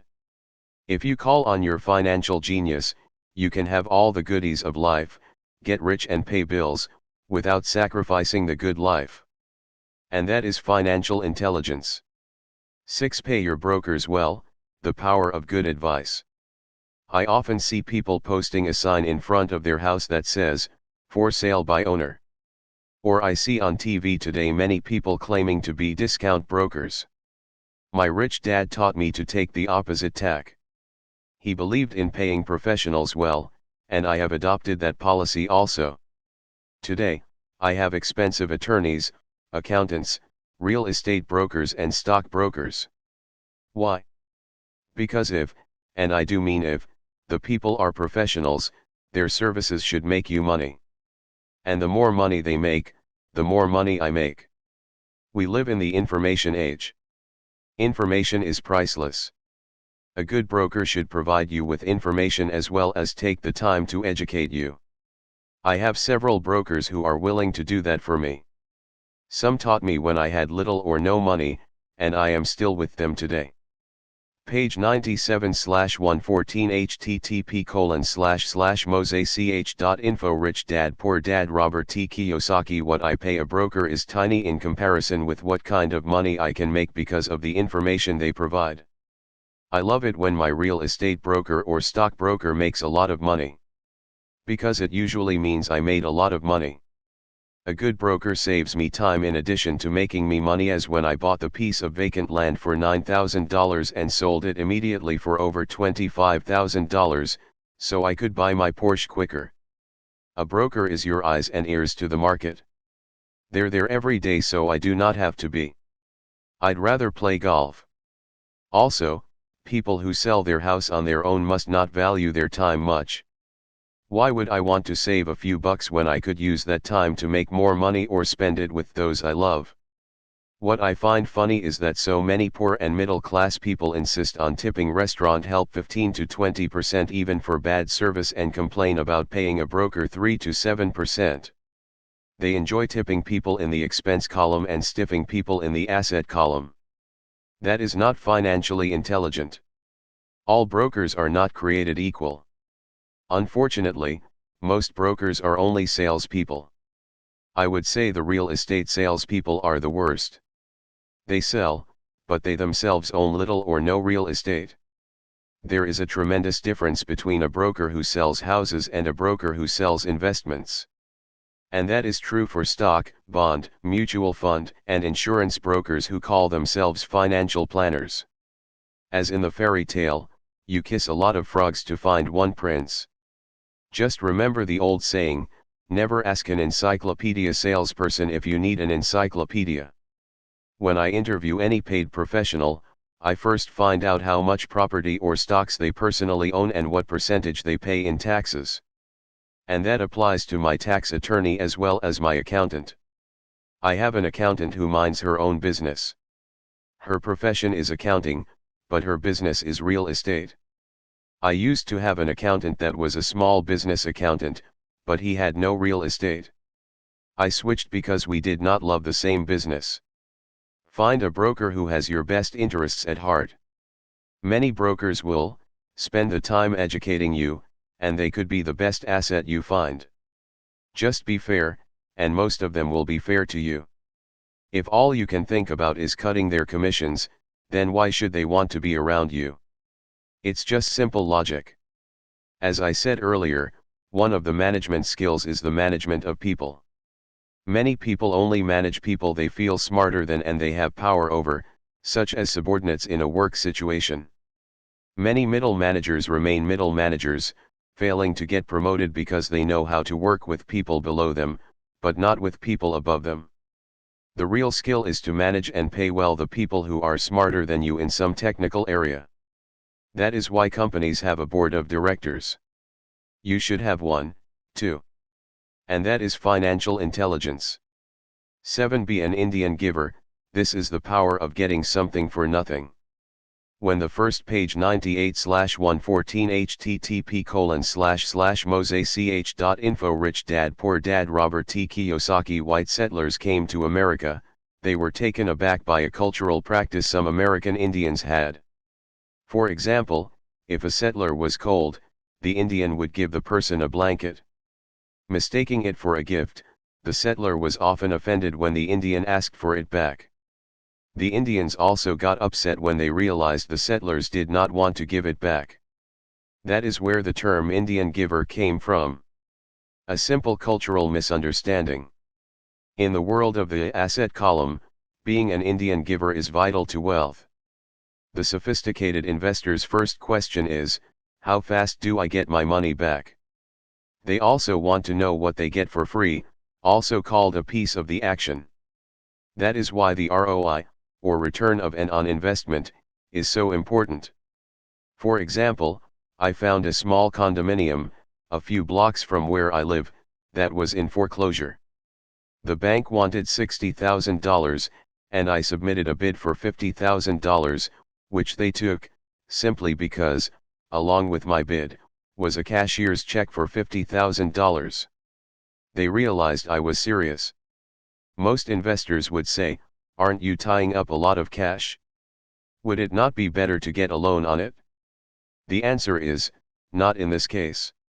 My investment company uses this as a vacation rental in the winter months, when the snowbirds come to Arizona, and rent it for $2,500 a month for 4 months out of the year. For rental during the off-season, it rents for only $1,000 a month. I had my money back in about 3 years. Now I own this asset, which pumps money out for me, month in and month out. The same is done with stocks. Frequently, my broker will call me and recommend I move a sizable amount of money into the stock of a company that he feels is just about to make a move that will add value to the stock, like announcing a new product. I will move my money in for a week to a month while the stock moves up. Then, I pull my initial dollar amount out, and stop worrying about the fluctuations of the market, because my initial money is back and ready to work on another asset. So my money goes in, and then it comes out, and I own an asset that was technically free. True, I have lost money on many occasions. But I only play with money I can afford to lose. I would say, on an average 10 investments, I hit home runs on 2 or 3, while 5 or 6 do nothing, and I lose on 2 or 3. But I limit my losses to only the money I have in at that time. For people who hate risk, they put their money in the bank. And in the long run, savings are better than no savings. But it takes a long time to get your money back and, in most instances, you don't get anything for free with it. They used to hand out toasters, but they rarely do that these days. On every one of my investments, there must be an upside, something for free. A condominium, a mini storage, a piece of free land, a house, stock shares, office building. And there must be limited risk, or a low-risk idea. There are books devoted entirely to this subject that I will not get into here. Ray Kroc, of McDonald's fame, sold hamburger franchises, not because he loved hamburgers, but because he wanted the real estate, under the franchise for free. So wise investors must look at more than ROI, it's the assets you get for free once you get your money back. That is financial intelligence. Page 99/114 http://mosech.info Rich Dad Poor Dad Robert T. Kiyosaki 8. Assets Buy Luxuries, The Power of Focus. A friend's child has been developing a nasty habit of burning a hole in his pocket. Just 16, he naturally wanted his own car. The excuse, all his friends' parents gave their kids cars. The child wanted to go into his savings and use it for a down payment. That was when his father called me. "Do you think I should let him do it, Or should I just do as other parents do and just buy him a car? To which I answered, it might relieve the pressure in the short term, but what have you taught him in the long term? Can you use this desire to own a car and inspire your son to learn something? Suddenly the lights went on, and he hurried home. 2 months later I ran into my friend again. Does your son have his new car? I asked. No, he doesn't. But I went and handed him $3,000 for the car. I told him to use my money instead of his college money. Well, that's generous of you, I said. Not really. The money came with a hitch. I took your advice of using his strong desire to buy a car and use that energy so he could learn something. So what was the hitch? I asked. Well, first we broke out your game again, cash flow. We played it and had a long discussion about the wise use of money. I then gave him a subscription to the Wall Street Journal, and a few books on the stock market. Then what? I asked. What was the catch? I told him the $3,000 was his, but he could not directly buy a car with it. He could use it to buy and sell stocks, find his own stockbroker, and once he had made $6,000 with the $3,000, the money would be his for the car, and the $3,000 would go into his college fund. And what are the results? I asked. Well, he got lucky early in his trading, but lost all he gained a few days later. Then, he really got interested. Today, I would say he is down $2,000, but his interest is up. He has read all the books I bought him and he's gone to the library to get more. He reads the Wall Street Journal voraciously, watching for indicators, and he watches CNBC instead of MTV. He's got only $1,000 left, but his interest and learning are sky high. He knows that if he loses that money, he walks for 2 more years. But he does not seem to care. He even seems uninterested in getting a car because he's found a game that is more fun. What happens if he loses all the money? I asked. We'll cross that bridge when we get to it. I'd rather have him lose everything now rather than wait till he's our age to risk losing everything. And besides, that is the best $3,000 I've ever spent on his education. What he is learning will serve him for life, and he seems to have gained a new respect for the power of money. I think he's stopped the burning of holes in his pockets. As I said in the section Pay Yourself First, if a person cannot master the power of self-discipline, it is best not to try to get rich. For while the process of developing cash flow from on page 100/114 http://mosech.info Rich Dad Poor Dad Robert T. Kiyosaki Asset column in theory is easy, it is the mental fortitude of directing money that is hard. Due to external temptations, it is much easier in today's consumer world to simply blow it out the expense column. Because of weak mental fortitude, that money flows into the paths of least resistance. That is the cause of poverty and financial struggle. I gave this numerical example of financial intelligence, in this case the ability to direct money to make more money. If we gave 100 people $10,000 at the start of the year, I gave my opinion that at the end of the year, 80 would have nothing left. In fact, many would have created greater debt by making a down payment on a new car, refrigerator, TV, VCR, or a holiday. 16 would have increased that $10,000 by 5% to 10%. 4 would have increased it to $20,000 or into the millions. We go to school to learn a profession so we can work for money. It is my opinion that it is also important to learn how to have money work for you. I love my luxuries as much as anyone else. The difference is, some people buy their luxuries on credit. It's the keep up with the Joneses trap. When I wanted to buy a Porsche, the easy road would have been to call my banker and get a loan. Instead of choosing to focus in the liability column, I chose to focus in the asset column. As a habit, I used my desire to consume to inspire and motivate my financial genius to invest. Too often today, we focus to borrowing money to get the things we want instead of focusing on creating money. One is easier in the short term, but harder in the long term. It's a bad habit that we as individuals and as a nation have gotten into. Remember, the easy road often becomes hard, and the hard road often becomes easy. The earlier you can train yourself and those you love to be masters of money, the better. Money is a powerful force. Unfortunately, people use the power of money against them. If your financial intelligence is low, money will run all over you. It will be smarter than you. If money is smarter than you will work for it all your life.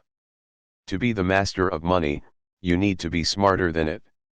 Then money will do as it is told. It will obey you. Instead of being a slave to it, you will be the master of it. That is financial intelligence. 9. The need for heroes, the power of myth. When I was a kid, I greatly admired Willie Mays, Hank Aaron, Yogi Berra. They were my heroes. As a kid playing Little League, I wanted to be just like them. I treasured their baseball cards. I wanted to know everything about them. I knew the stats, the RBI, the eras, their batting averages, how much they got paid, and how they came up one from the minors. I wanted to know everything because I wanted to be just like them. Every time, as a 9 or 10-year-old kid, when I stepped up to bat or played first base or catcher, I wasn't me. I was Yogi or Hank.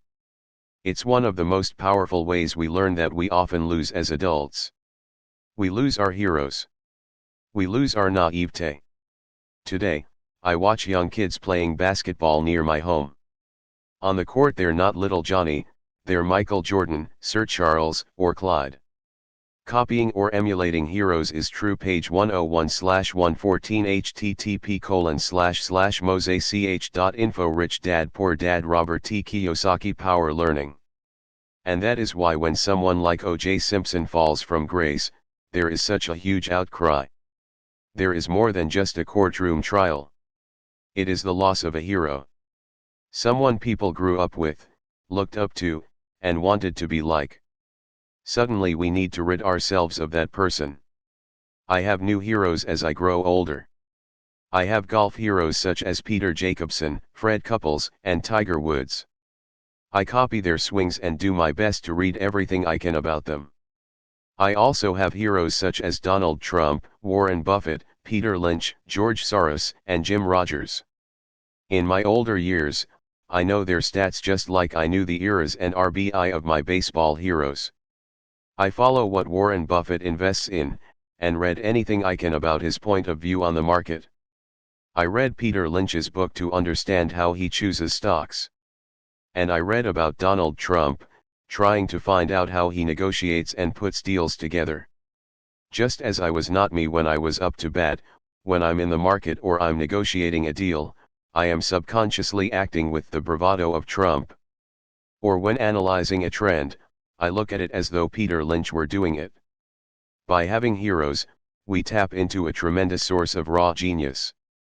But heroes do more than simply inspire us. Heroes make things look easy. It's the making it look easy that convinces us to want to be just like them. If they can do it, so can I. When it comes to investing, too many people make it sound hard. Instead, find heroes who make it look easy.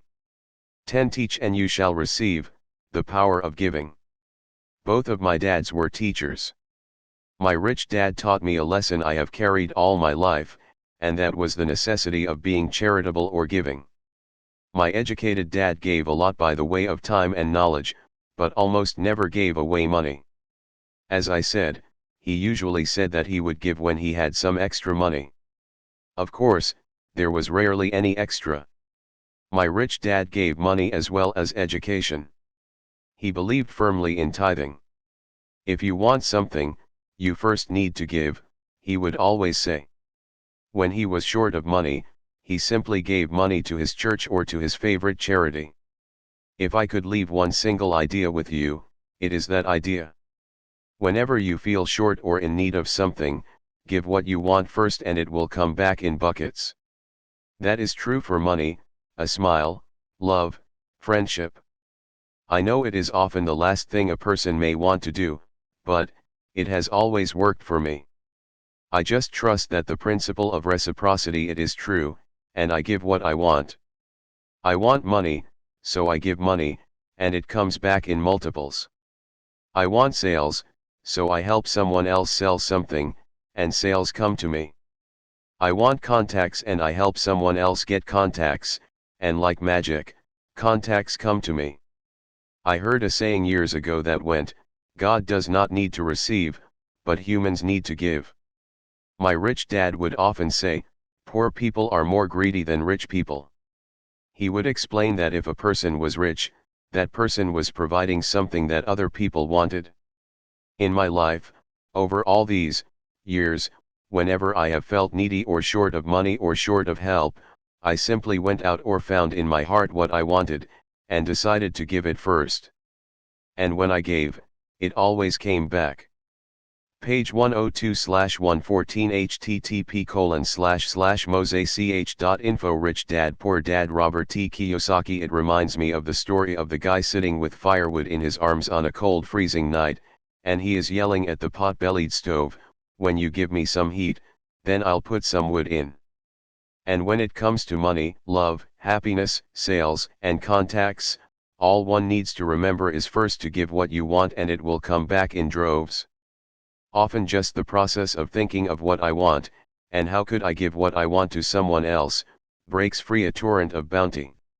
Whenever I feel that people aren't smiling at me, I simply begin smiling and saying hello, and like magic, there are suddenly more smiling people around me. It is true that your world is only a mirror of you. So that's why I say, teach, and you shall receive. I have found that the more I sincerely teach those who want to learn, the more I learn. If you want to learn about money, teach it to someone else. A torrent of new ideas and finer distinctions will come in. There are times when I have given and nothing has come back, or what I have received is not what I wanted. But upon closer inspection and soul searching, I was often giving to receive in those instances, instead of giving to give. My dad taught teachers, and he became a master teacher. My rich dad always taught young people his way of doing business. In retrospect, it was their generosity with what they knew that made them smarter. There are powers in this world that are much smarter than we are. You can get there on your own, but it's easier with the help of the powers that be. All you need to be is generous with what you have, and the powers will be generous with you. Page 103/114 http://mosech.info Rich Dad Poor Dad Robert T. Kiyosaki Chapter 10 Still want more? Here are some to-dos. Many people may not be satisfied with my 10 steps. They see them more as philosophies than actions. I think understanding the philosophy is just as important as the action. There are many people who want to do, instead of think, and then there are people who think but do not do. I would say that I am both. I love new ideas and I love action. So for those who want to dose on how to get started, I will share with you some of the things I do, in abbreviated form. Stop doing what you're doing. In other words, take a break and assess what is working and what is not working. The definition of insanity is doing the same thing and expecting a different result. Stop doing what is not working and look for something new to do. Look for new ideas. For new investing ideas, I go to bookstores and look for books on different and unique subjects. I call them formulas. I buy how-to books on a formula I know nothing about. For example, it was in the bookstore that I found the book The 16% Solution, by Joel Moskowitz. I bought the book and read it. Take action. The next Thursday, I did exactly as the book said. Step by step. I have also done that with finding real estate bargains in attorneys' offices and in banks. Most people do not take action, or they let someone talk them out of whatever new formula they are studying. My neighbor told me why 16% would not work. I did not listen to him because he's never done it. Find someone who has done what you want to do. Take them to lunch. Ask them for tips, for little tricks of the trade. As for 16% tax lien certificates, I went to the county tax office and found a government employee who worked in the office. I found out that she, too, invested in the tax liens. Immediately, she was invited to lunch. She was thrilled to tell me everything she knew and how to do it. After lunch, she spent all afternoon showing me everything. By the next day, I found 2 great properties with her help and have been accruing interest at 16% ever since. It took a day to read the book, a day to take action, an hour for lunch, and a day to acquire 2 great deals. Take classes and buy tapes. I search the newspapers for new and interesting classes. Many are for free or a small fee. I also attend and pay for expensive seminars on what I want to learn. I am wealthy and free from needing a job simply because of the courses I took. I have friends who did not take those classes who told me I was wasting my money, and yet they're still at the same job. Make lots of offers. When I want a piece of real estate, I look at many properties and generally write an offer. If you don't know what the right offer is, neither do I. That is the job of the real estate agent. They make the offers. I do as little work as possible. Page 104/114 http://mosech.info Rich Dad Poor Dad Robert T. Kiyosaki. A friend wanted me to show her how to buy apartment houses. So one Saturday she, her agent and I went and looked at 6 apartment houses. 4 were dogs, but 2 were good. I said to write offers on all 6, offering half of what the owners asked for. She and the agent nearly had heart attacks. They thought it would be rude, that I might offend the sellers, but I really don't think the agent wanted to work that hard. So they did nothing and went on looking for a better deal. No offers were ever made, and that person is still looking for the right deal at the right price. Well, you don't know what the right price is until you have a second party who wants to deal. Most sellers ask too much. It is rare that a seller will actually ask a price that is less than something is worth. Moral of the story: make offers. People who are not investors have no idea what it feels like to be trying to sell something. I have had a piece of real estate that I wanted to sell for months. I would have welcomed anything. I would not care how low the price. They could have offered me 10 pigs and I would have been happy. Not at the offer, but just because someone was interested. I would have countered, maybe for a pig farm in exchange. But that's how the game works. The game of buying and selling is fun. Keep that in mind. It's fun and only a game. Make offers. Someone might say yes. And I always make offers with escape clauses. In real estate, I make an offer with the words subject to approval of business partner. I never specify who the business partner is. Most people do not know my partner is my cat. If they accept the offer, and I don't want the deal, I call my home and speak to my cat. I make this absurd statement to illustrate how absurdly easy and simple the game is. So many people make things too difficult and take them too seriously. Finding a good deal, the right business, the right people, the right investors, or whatever is just like dating. You must go to the market and talk to a lot of people, make a lot of offers, counter offers, negotiate, reject and accept. I know single people who sit at home and wait for the phone to ring, but unless you're Cindy Crawford or Tom Cruise, I think you'd best go to the market, even if it's only the supermarket. Search, offer, reject, negotiate and accept are all parts of the process of almost everything in life. Jog, walk, or drive a certain area once a month for 10 minutes. I have found some of my best real estate investments while jogging. I will jog a certain neighborhood for a year. What I look for is change. For there to be profit in a deal, there must be 2 elements, a bargain and change. There are lots of bargains, but it's change that turns a bargain into a profitable opportunity. So when I jog a neighborhood I might like to invest in. It is the repetition that causes me to notice slight differences. I notice real estate signs that are up for a long time.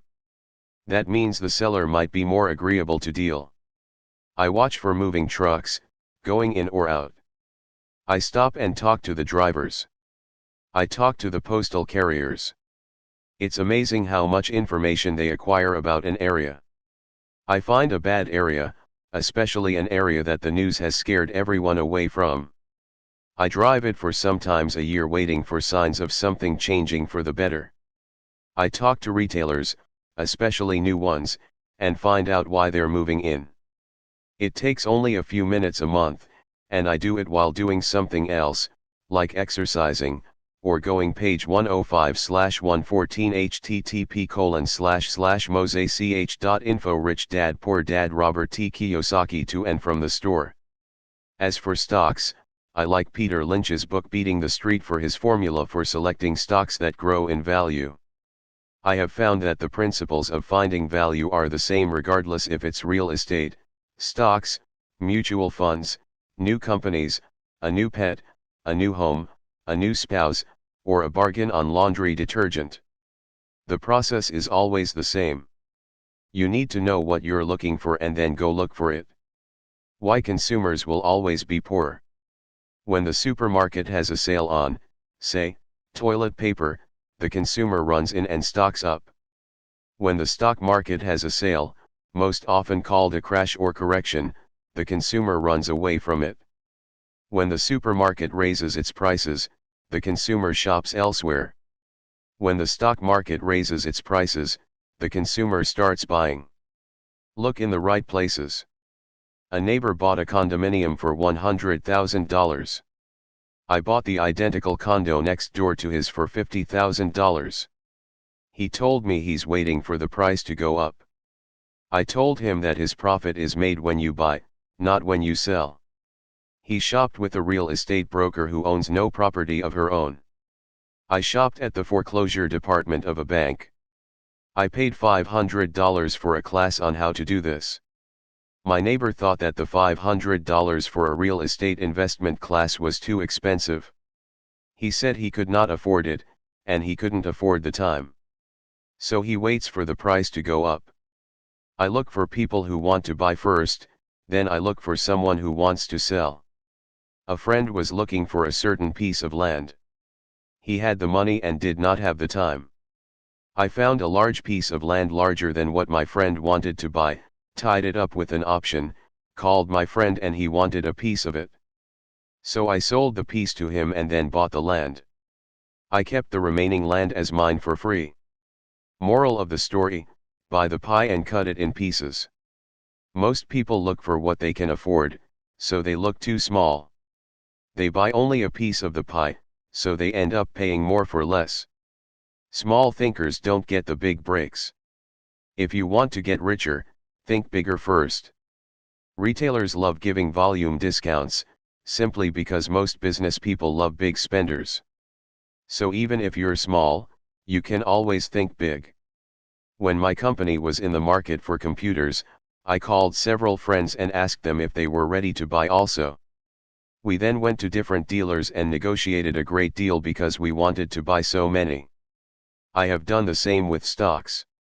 Small people remain small because they think small, act alone, or don't act all. Learn from history. All the big companies on the stock exchange started out as small companies. Colonel Sanders did not get rich until after he lost everything in his 60s. Bill Gates was one of the richest men in the world before he was 30. Action always beats inaction. These are just a few of the things I have done and continue to do to recognize opportunities. The important words being done and do. As repeated many times throughout the book, you must take action before you can receive the financial rewards. Act now. Epilogue page 106/114 http://mosech.info. Rich Dad Poor Dad Robert T. Kiyosaki. How to Pay for a Child's College Education for $7,000. As the book draws to a close and approaches publication, I would like to share a final thought with you. The main reason I wrote this book was to share insights into how increased financial intelligence can be used to solve many of life's common problems. Without financial training, we all too often use the standard formulas to get through life, such as to work hard, save, borrow and pay excessive taxes. Today we need better information. I use the following story as a final example of a financial problem that confronts many young families today. How do you afford a good education for your children and provide for your own retirement? It is an example of using financial intelligence instead of hard work to achieve the same goal. A friend of mine was griping one day about how hard it was to save money for his 4 children's college education.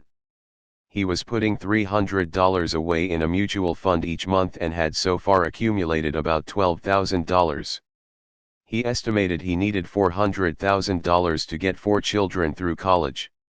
He had 12 years to save for it, since his oldest child was then 6 years of age. The year was 1991, and the real estate market in Phoenix was terrible. People were giving houses away. I suggested to my classmate that he buy a house with some of the money in his mutual fund. The idea intrigued him and we began to discuss the possibility. His primary concern was that he did not have the credit with the bank to buy another house, since he was so overextended. I assured him that there were other ways to finance a property other than through the bank. We looked for a house for 2 weeks, a house that would fit all the criteria we were looking for. There were a lot to choose from, so the shopping was kind of fun. Finally, we found a 3-bedroom 2-bath home in a prime neighborhood. The owner had been downsized and needed to sell that day because he and his family were moving to California where another job waited. He wanted $102,000, but we offered only $79,000. He took it immediately. The home had on it what is called a non-qualifying loan, which means even a bum without a job could buy it without a banker's approval. The owner owed $72,000, so all my friend had to come up with was $7,000, the difference in price between what was owed and what it sold for. As soon as the owner moved, my friend put the house up for rent. After all expenses were paid, including the mortgage, he put about $125 in his pocket each month. His plan was to keep the house for 12 years and let the mortgage get paid down faster, by applying the extra $125 to the principal each month. We figured that in 12 years, a large portion of the mortgage would be paid off and he could possibly be clearing $800 a month by the time his first child went to college. He could also sell the house if it had appreciated in value. In 1994, the real estate market suddenly changed in Phoenix and he was offered $156,000 for the same house by the tenant who lived in it and loved it. Again, he asked me what I thought, and I naturally said sell, on a 1031 tax-deferred exchange. Suddenly, he had nearly $80,000 to operate with. I called another friend in Austin, Texas who then moved this tax-deferred money into a mini storage facility. Within 3 months, he began receiving checks for a little less than $1,000 a month in income, which he then poured back. Page 107/114 http://mosech.info. Rich Dad Poor Dad. Robert T. Kiyosaki into the college mutual fund that was now building much faster. In 1996, the mini warehouse sold and he received a check for nearly $330,000 as proceeds from the sale, which was again rolled into a new project that would now throw off over $3,000 a month in income, again, going into the college mutual fund. He is now very confident that his goal of $400,000 will be met easily, and it only took $7,000 to start and a little financial intelligence. His children will be able to afford the education that they want, and he will then use the underlying asset, wrapped in his C corporation, to pay for his retirement.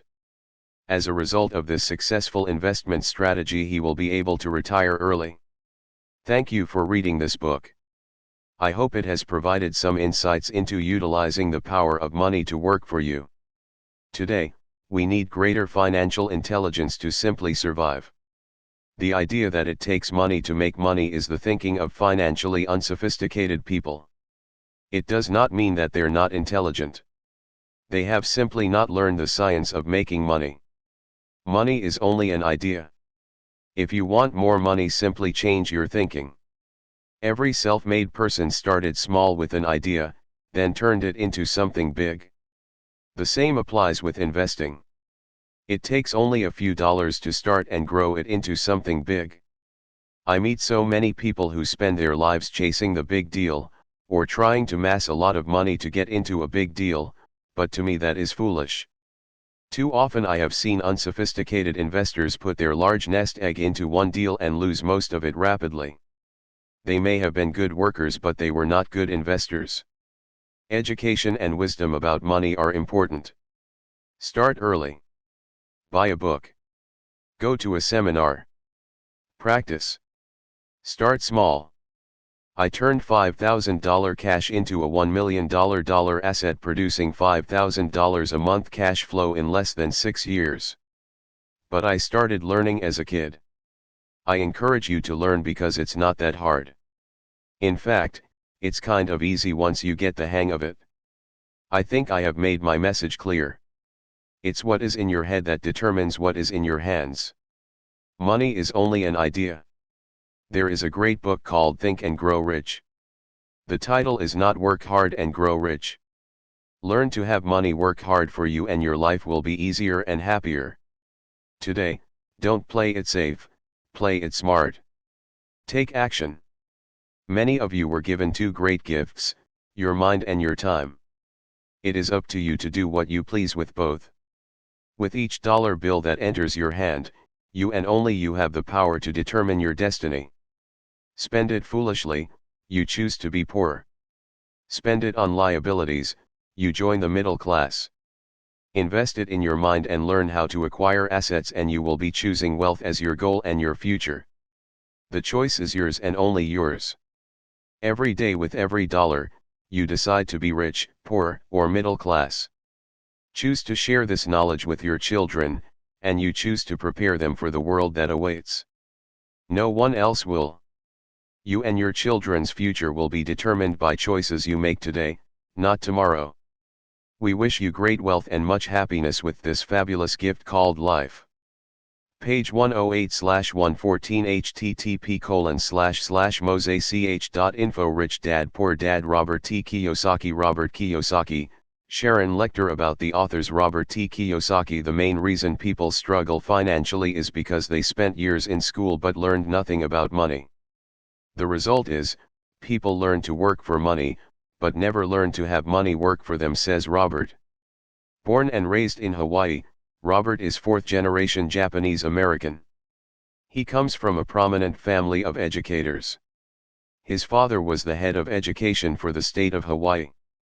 After high school, Robert was educated in New York, and upon graduation, he joined the U.S. Marine Corps and went to Vietnam as an officer and a helicopter gunship pilot. Returning from the war, Robert's business career began. In 1977 he founded a company that brought to the market the first nylon and Velcro surfer wallets, which grew into a multi-million-dollar worldwide product. He and his products were featured in Runner's World, Gentleman's Quarterly, Success Magazine, Newsweek, and even Playboy. Leaving the business world, he co-founded in 1985, an international education company that operated in 7 countries, teaching business and investing to tens of thousands of graduates. Retiring at age 47, Robert does what he enjoys most, investing. Concerned about the growing gap between the haves and have-nots, Robert created the board game Cash Flow, which teaches the game of money, here before only known by the rich. Although Robert's business is real estate and developing small-cap companies, his true love and passion is teaching. He has shared the speaking stage with such greats as Og Mandino, Zig Ziglar, and Anthony Robbins. Robert Kiyosaki's message is clear. Take responsibility for your finances or take orders all your life. You're either a master of money or a slave to it. Robert holds classes that last from 1 hour to 3 days, teaching people about the secrets of the rich.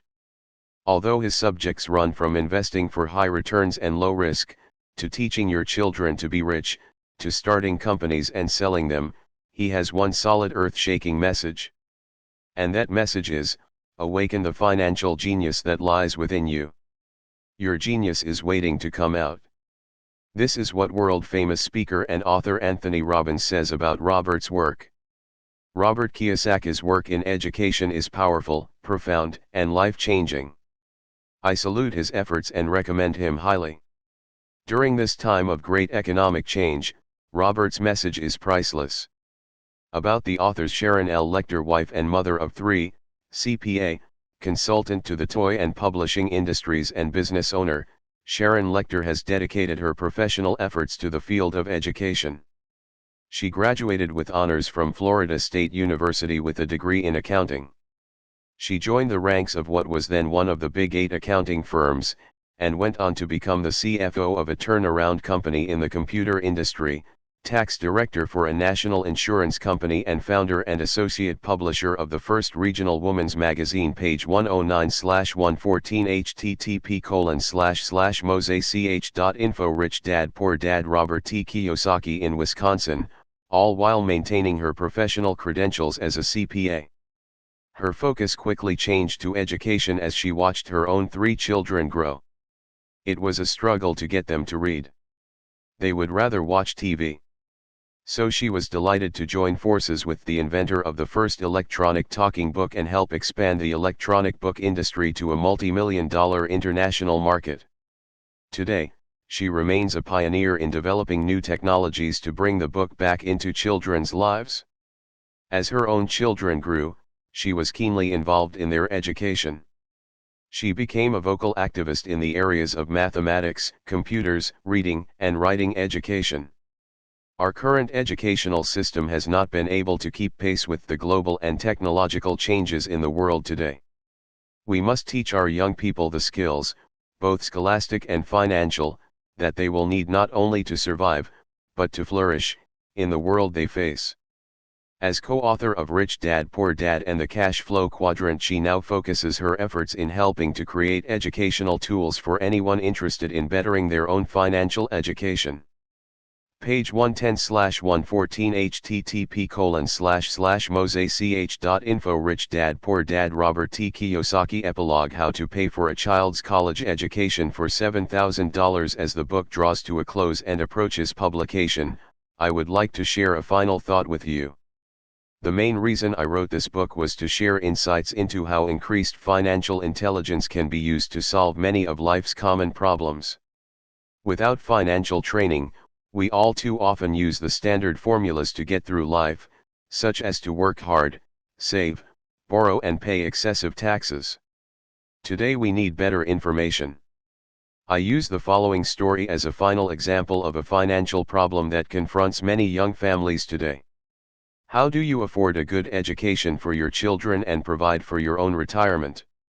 It is an example of using financial intelligence instead of hard work to achieve the same goal. A friend of mine was griping one day about how hard it was to save money for his 4 children's college education. He was putting $300 away in a mutual fund each month and had so far accumulated about $12,000. He estimated he needed $400,000 to get 4 children through college. He had 12 years to save for it, since his oldest child was then 6 years of age.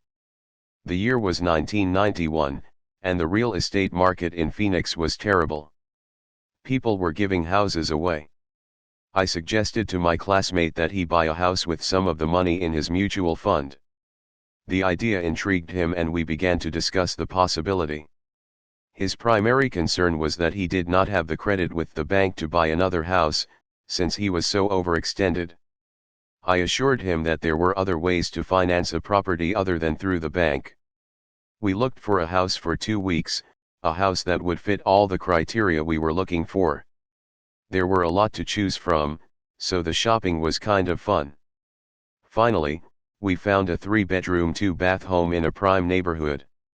The owner had been downsized and needed to sell that day because he and his family were moving to California where another job waited. He wanted $102,000, but we offered only $79,000. He took it immediately. The home had on it what is called a non-qualifying loan, which means even a bum without a job could buy it without a banker's approval.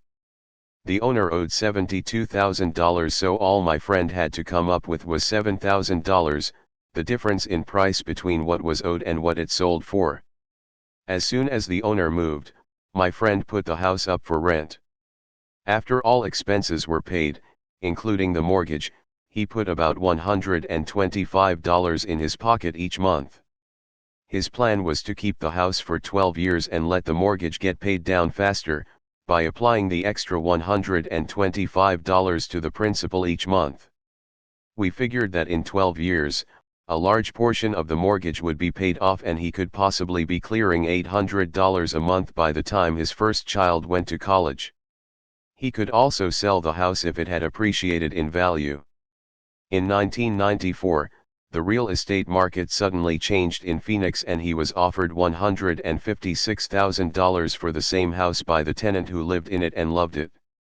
Again, he asked me what I thought, page 111/114 http://mosech.info. Rich Dad Poor Dad Robert T. Kiyosaki, and I naturally said sell, on a 1031 tax-deferred exchange. Suddenly, he had nearly $80,000 to operate with. I called another friend in Austin, Texas, who then moved this tax-deferred money into a mini storage facility. Within 3 months, he began receiving checks for a little less than $1,000 a month in income, which he then poured back into the college mutual fund that was now building much faster. In 1996, the mini warehouse sold and he received a check for nearly $330,000 as proceeds from the sale, which was again rolled into a new project that would now throw off over $3,000 a month in income, again, going into the college mutual fund. He is now very confident that his goal of $400,000 will be met easily, and it only took $7,000 to start and a little financial intelligence. His children will be able to afford the education that they want, and he will then use the underlying asset, wrapped in his C corporation, to pay for his retirement. As a result of this successful investment strategy, he will be able to retire early. Thank you for reading this book. I hope it has provided some insights into utilizing the power of money to work for you. Today, we need greater financial intelligence to simply survive. The idea that it takes money to make money is the thinking of financially unsophisticated people. It does not mean that they're not intelligent. They have simply not learned the science of making money. Money is only an idea. If you want more money, simply change your thinking. Every self-made person started small with an idea, then turned it into something big. The same applies with investing. It takes only a few dollars to start and grow it into something big. I meet so many people who spend their lives chasing the big deal, or trying to amass a lot of money to get into a big deal, but to me that is foolish. Too often I have seen unsophisticated investors put their large nest egg into one deal and lose most of it rapidly. They may have been good workers, but they were not good investors. Education and wisdom about money are important. Start early. Buy a book. Go to a seminar. Practice. Start small. I turned $5,000 cash into a $1 million asset, producing $5,000 a month cash flow in less than 6 years. But I started learning as a kid. I encourage you to learn because it's not that hard. In fact, it's kind of easy once you get the hang of it. I think I have made my message clear. It's what is in your head that determines what is in your hands. Money is only an idea. There is a great book called Think and Grow Rich. The title is not Work Hard and Grow Rich. Learn to have money work hard for you and your life will be easier and happier. Today, don't play it safe, play it smart. Take action. Many of you were given two great gifts, your mind and your time. It is up to you to do what you please with both. With each dollar bill that enters your hand, you and only you have the power to determine your destiny. Spend it foolishly, you choose to be poor. Spend it on liabilities, you join the middle class. Invest it in your mind and learn how to acquire assets, and you will be choosing wealth as your goal and your future. The choice is yours and only yours. Every day with every dollar, you decide to be rich, poor, or middle class. Choose to share this knowledge with your children, and you choose to prepare them for the world that awaits. No one else will. Page 112/114 http://mosech.info Rich Dad Poor Dad Robert T. Kiyosaki. You and your children's future will be determined by choices you make today, not tomorrow. We wish you great wealth and much happiness with this fabulous gift called life. Robert Kiyosaki, Sharon Lechter. About the authors Robert T. Kiyosaki. The main reason people struggle financially is because they spent years in school but learned nothing about money. The result is, people learn to work for money, but never learn to have money work for them, says Robert. Born and raised in Hawaii, Robert is fourth-generation Japanese American. He comes from a prominent family of educators. His father was the head of education for the state of Hawaii. After high school, Robert was educated in New York, and upon graduation, he joined the U.S. Marine Corps and went to Vietnam as an officer and a helicopter gunship pilot. Returning from the war, Robert's business career began. In 1977 he founded a company that brought to the market the first nylon and Velcro surfer wallets, which grew into a multi-million-dollar worldwide product. He and his products were featured in Runner's World, Gentleman's Quarterly, Success Magazine, Newsweek, and even Playboy. Leaving the business world, he co-founded in 1985, an international education company that operated in 7 countries, teaching business and investing to tens of thousands of graduates. Retiring at age 47, Robert does what he enjoys most, investing. Concerned about the growing gap between the haves and have-nots, Robert created the board game Cash Flow, which teaches the game of money, here before only known by the rich. Although Robert's business is real estate and developing small-cap companies, his true love and passion is teaching. He has shared the speaking stage with such greats as Og Mandino, Zig Ziglar, and Anthony Robbins. Robert Kiyosaki's message is clear. Take responsibility for your finances or take orders all your life. You're either a master of money or a slave to it. Robert holds classes that last from 1 hour to 3 days, teaching people about the secrets of the rich. Although his subjects run from investing for high returns and low risk, to teaching your children to be rich, to starting companies and selling them, he has one solid earth-shaking message. And that message is, awaken the financial genius that lies within you. Your genius is waiting to come out. This is what world-famous speaker and author Anthony Robbins says about Robert's work. Robert Kiyosaki's work in education is powerful, profound, and life-changing. I salute his efforts and recommend him highly. During this time of great economic change, Robert's message is priceless. About the authors Sharon L. Lechter, wife and mother of 3, CPA, consultant to the toy and publishing industries and business owner, Sharon Lechter has dedicated her professional efforts to the field of education. Page 113/114 http://mosech.info Rich Dad Poor Dad Robert T. Kiyosaki. She graduated with honors from Florida State University with a degree in accounting.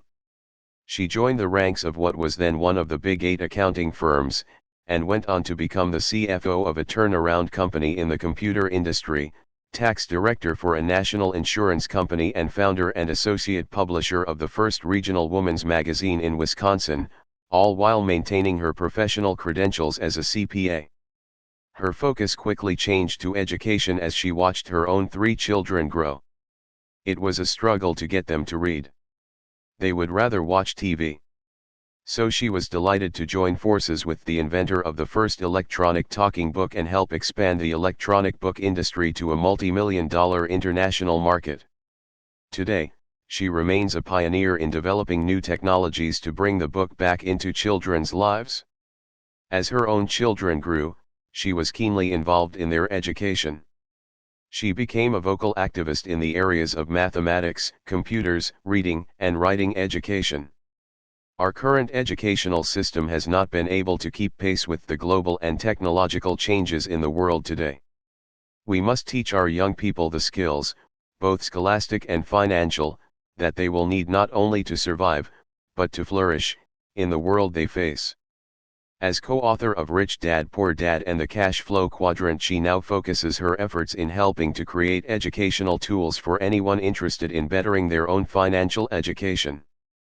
Page 114/114 powered by TCPDF, www.tcpdf.org,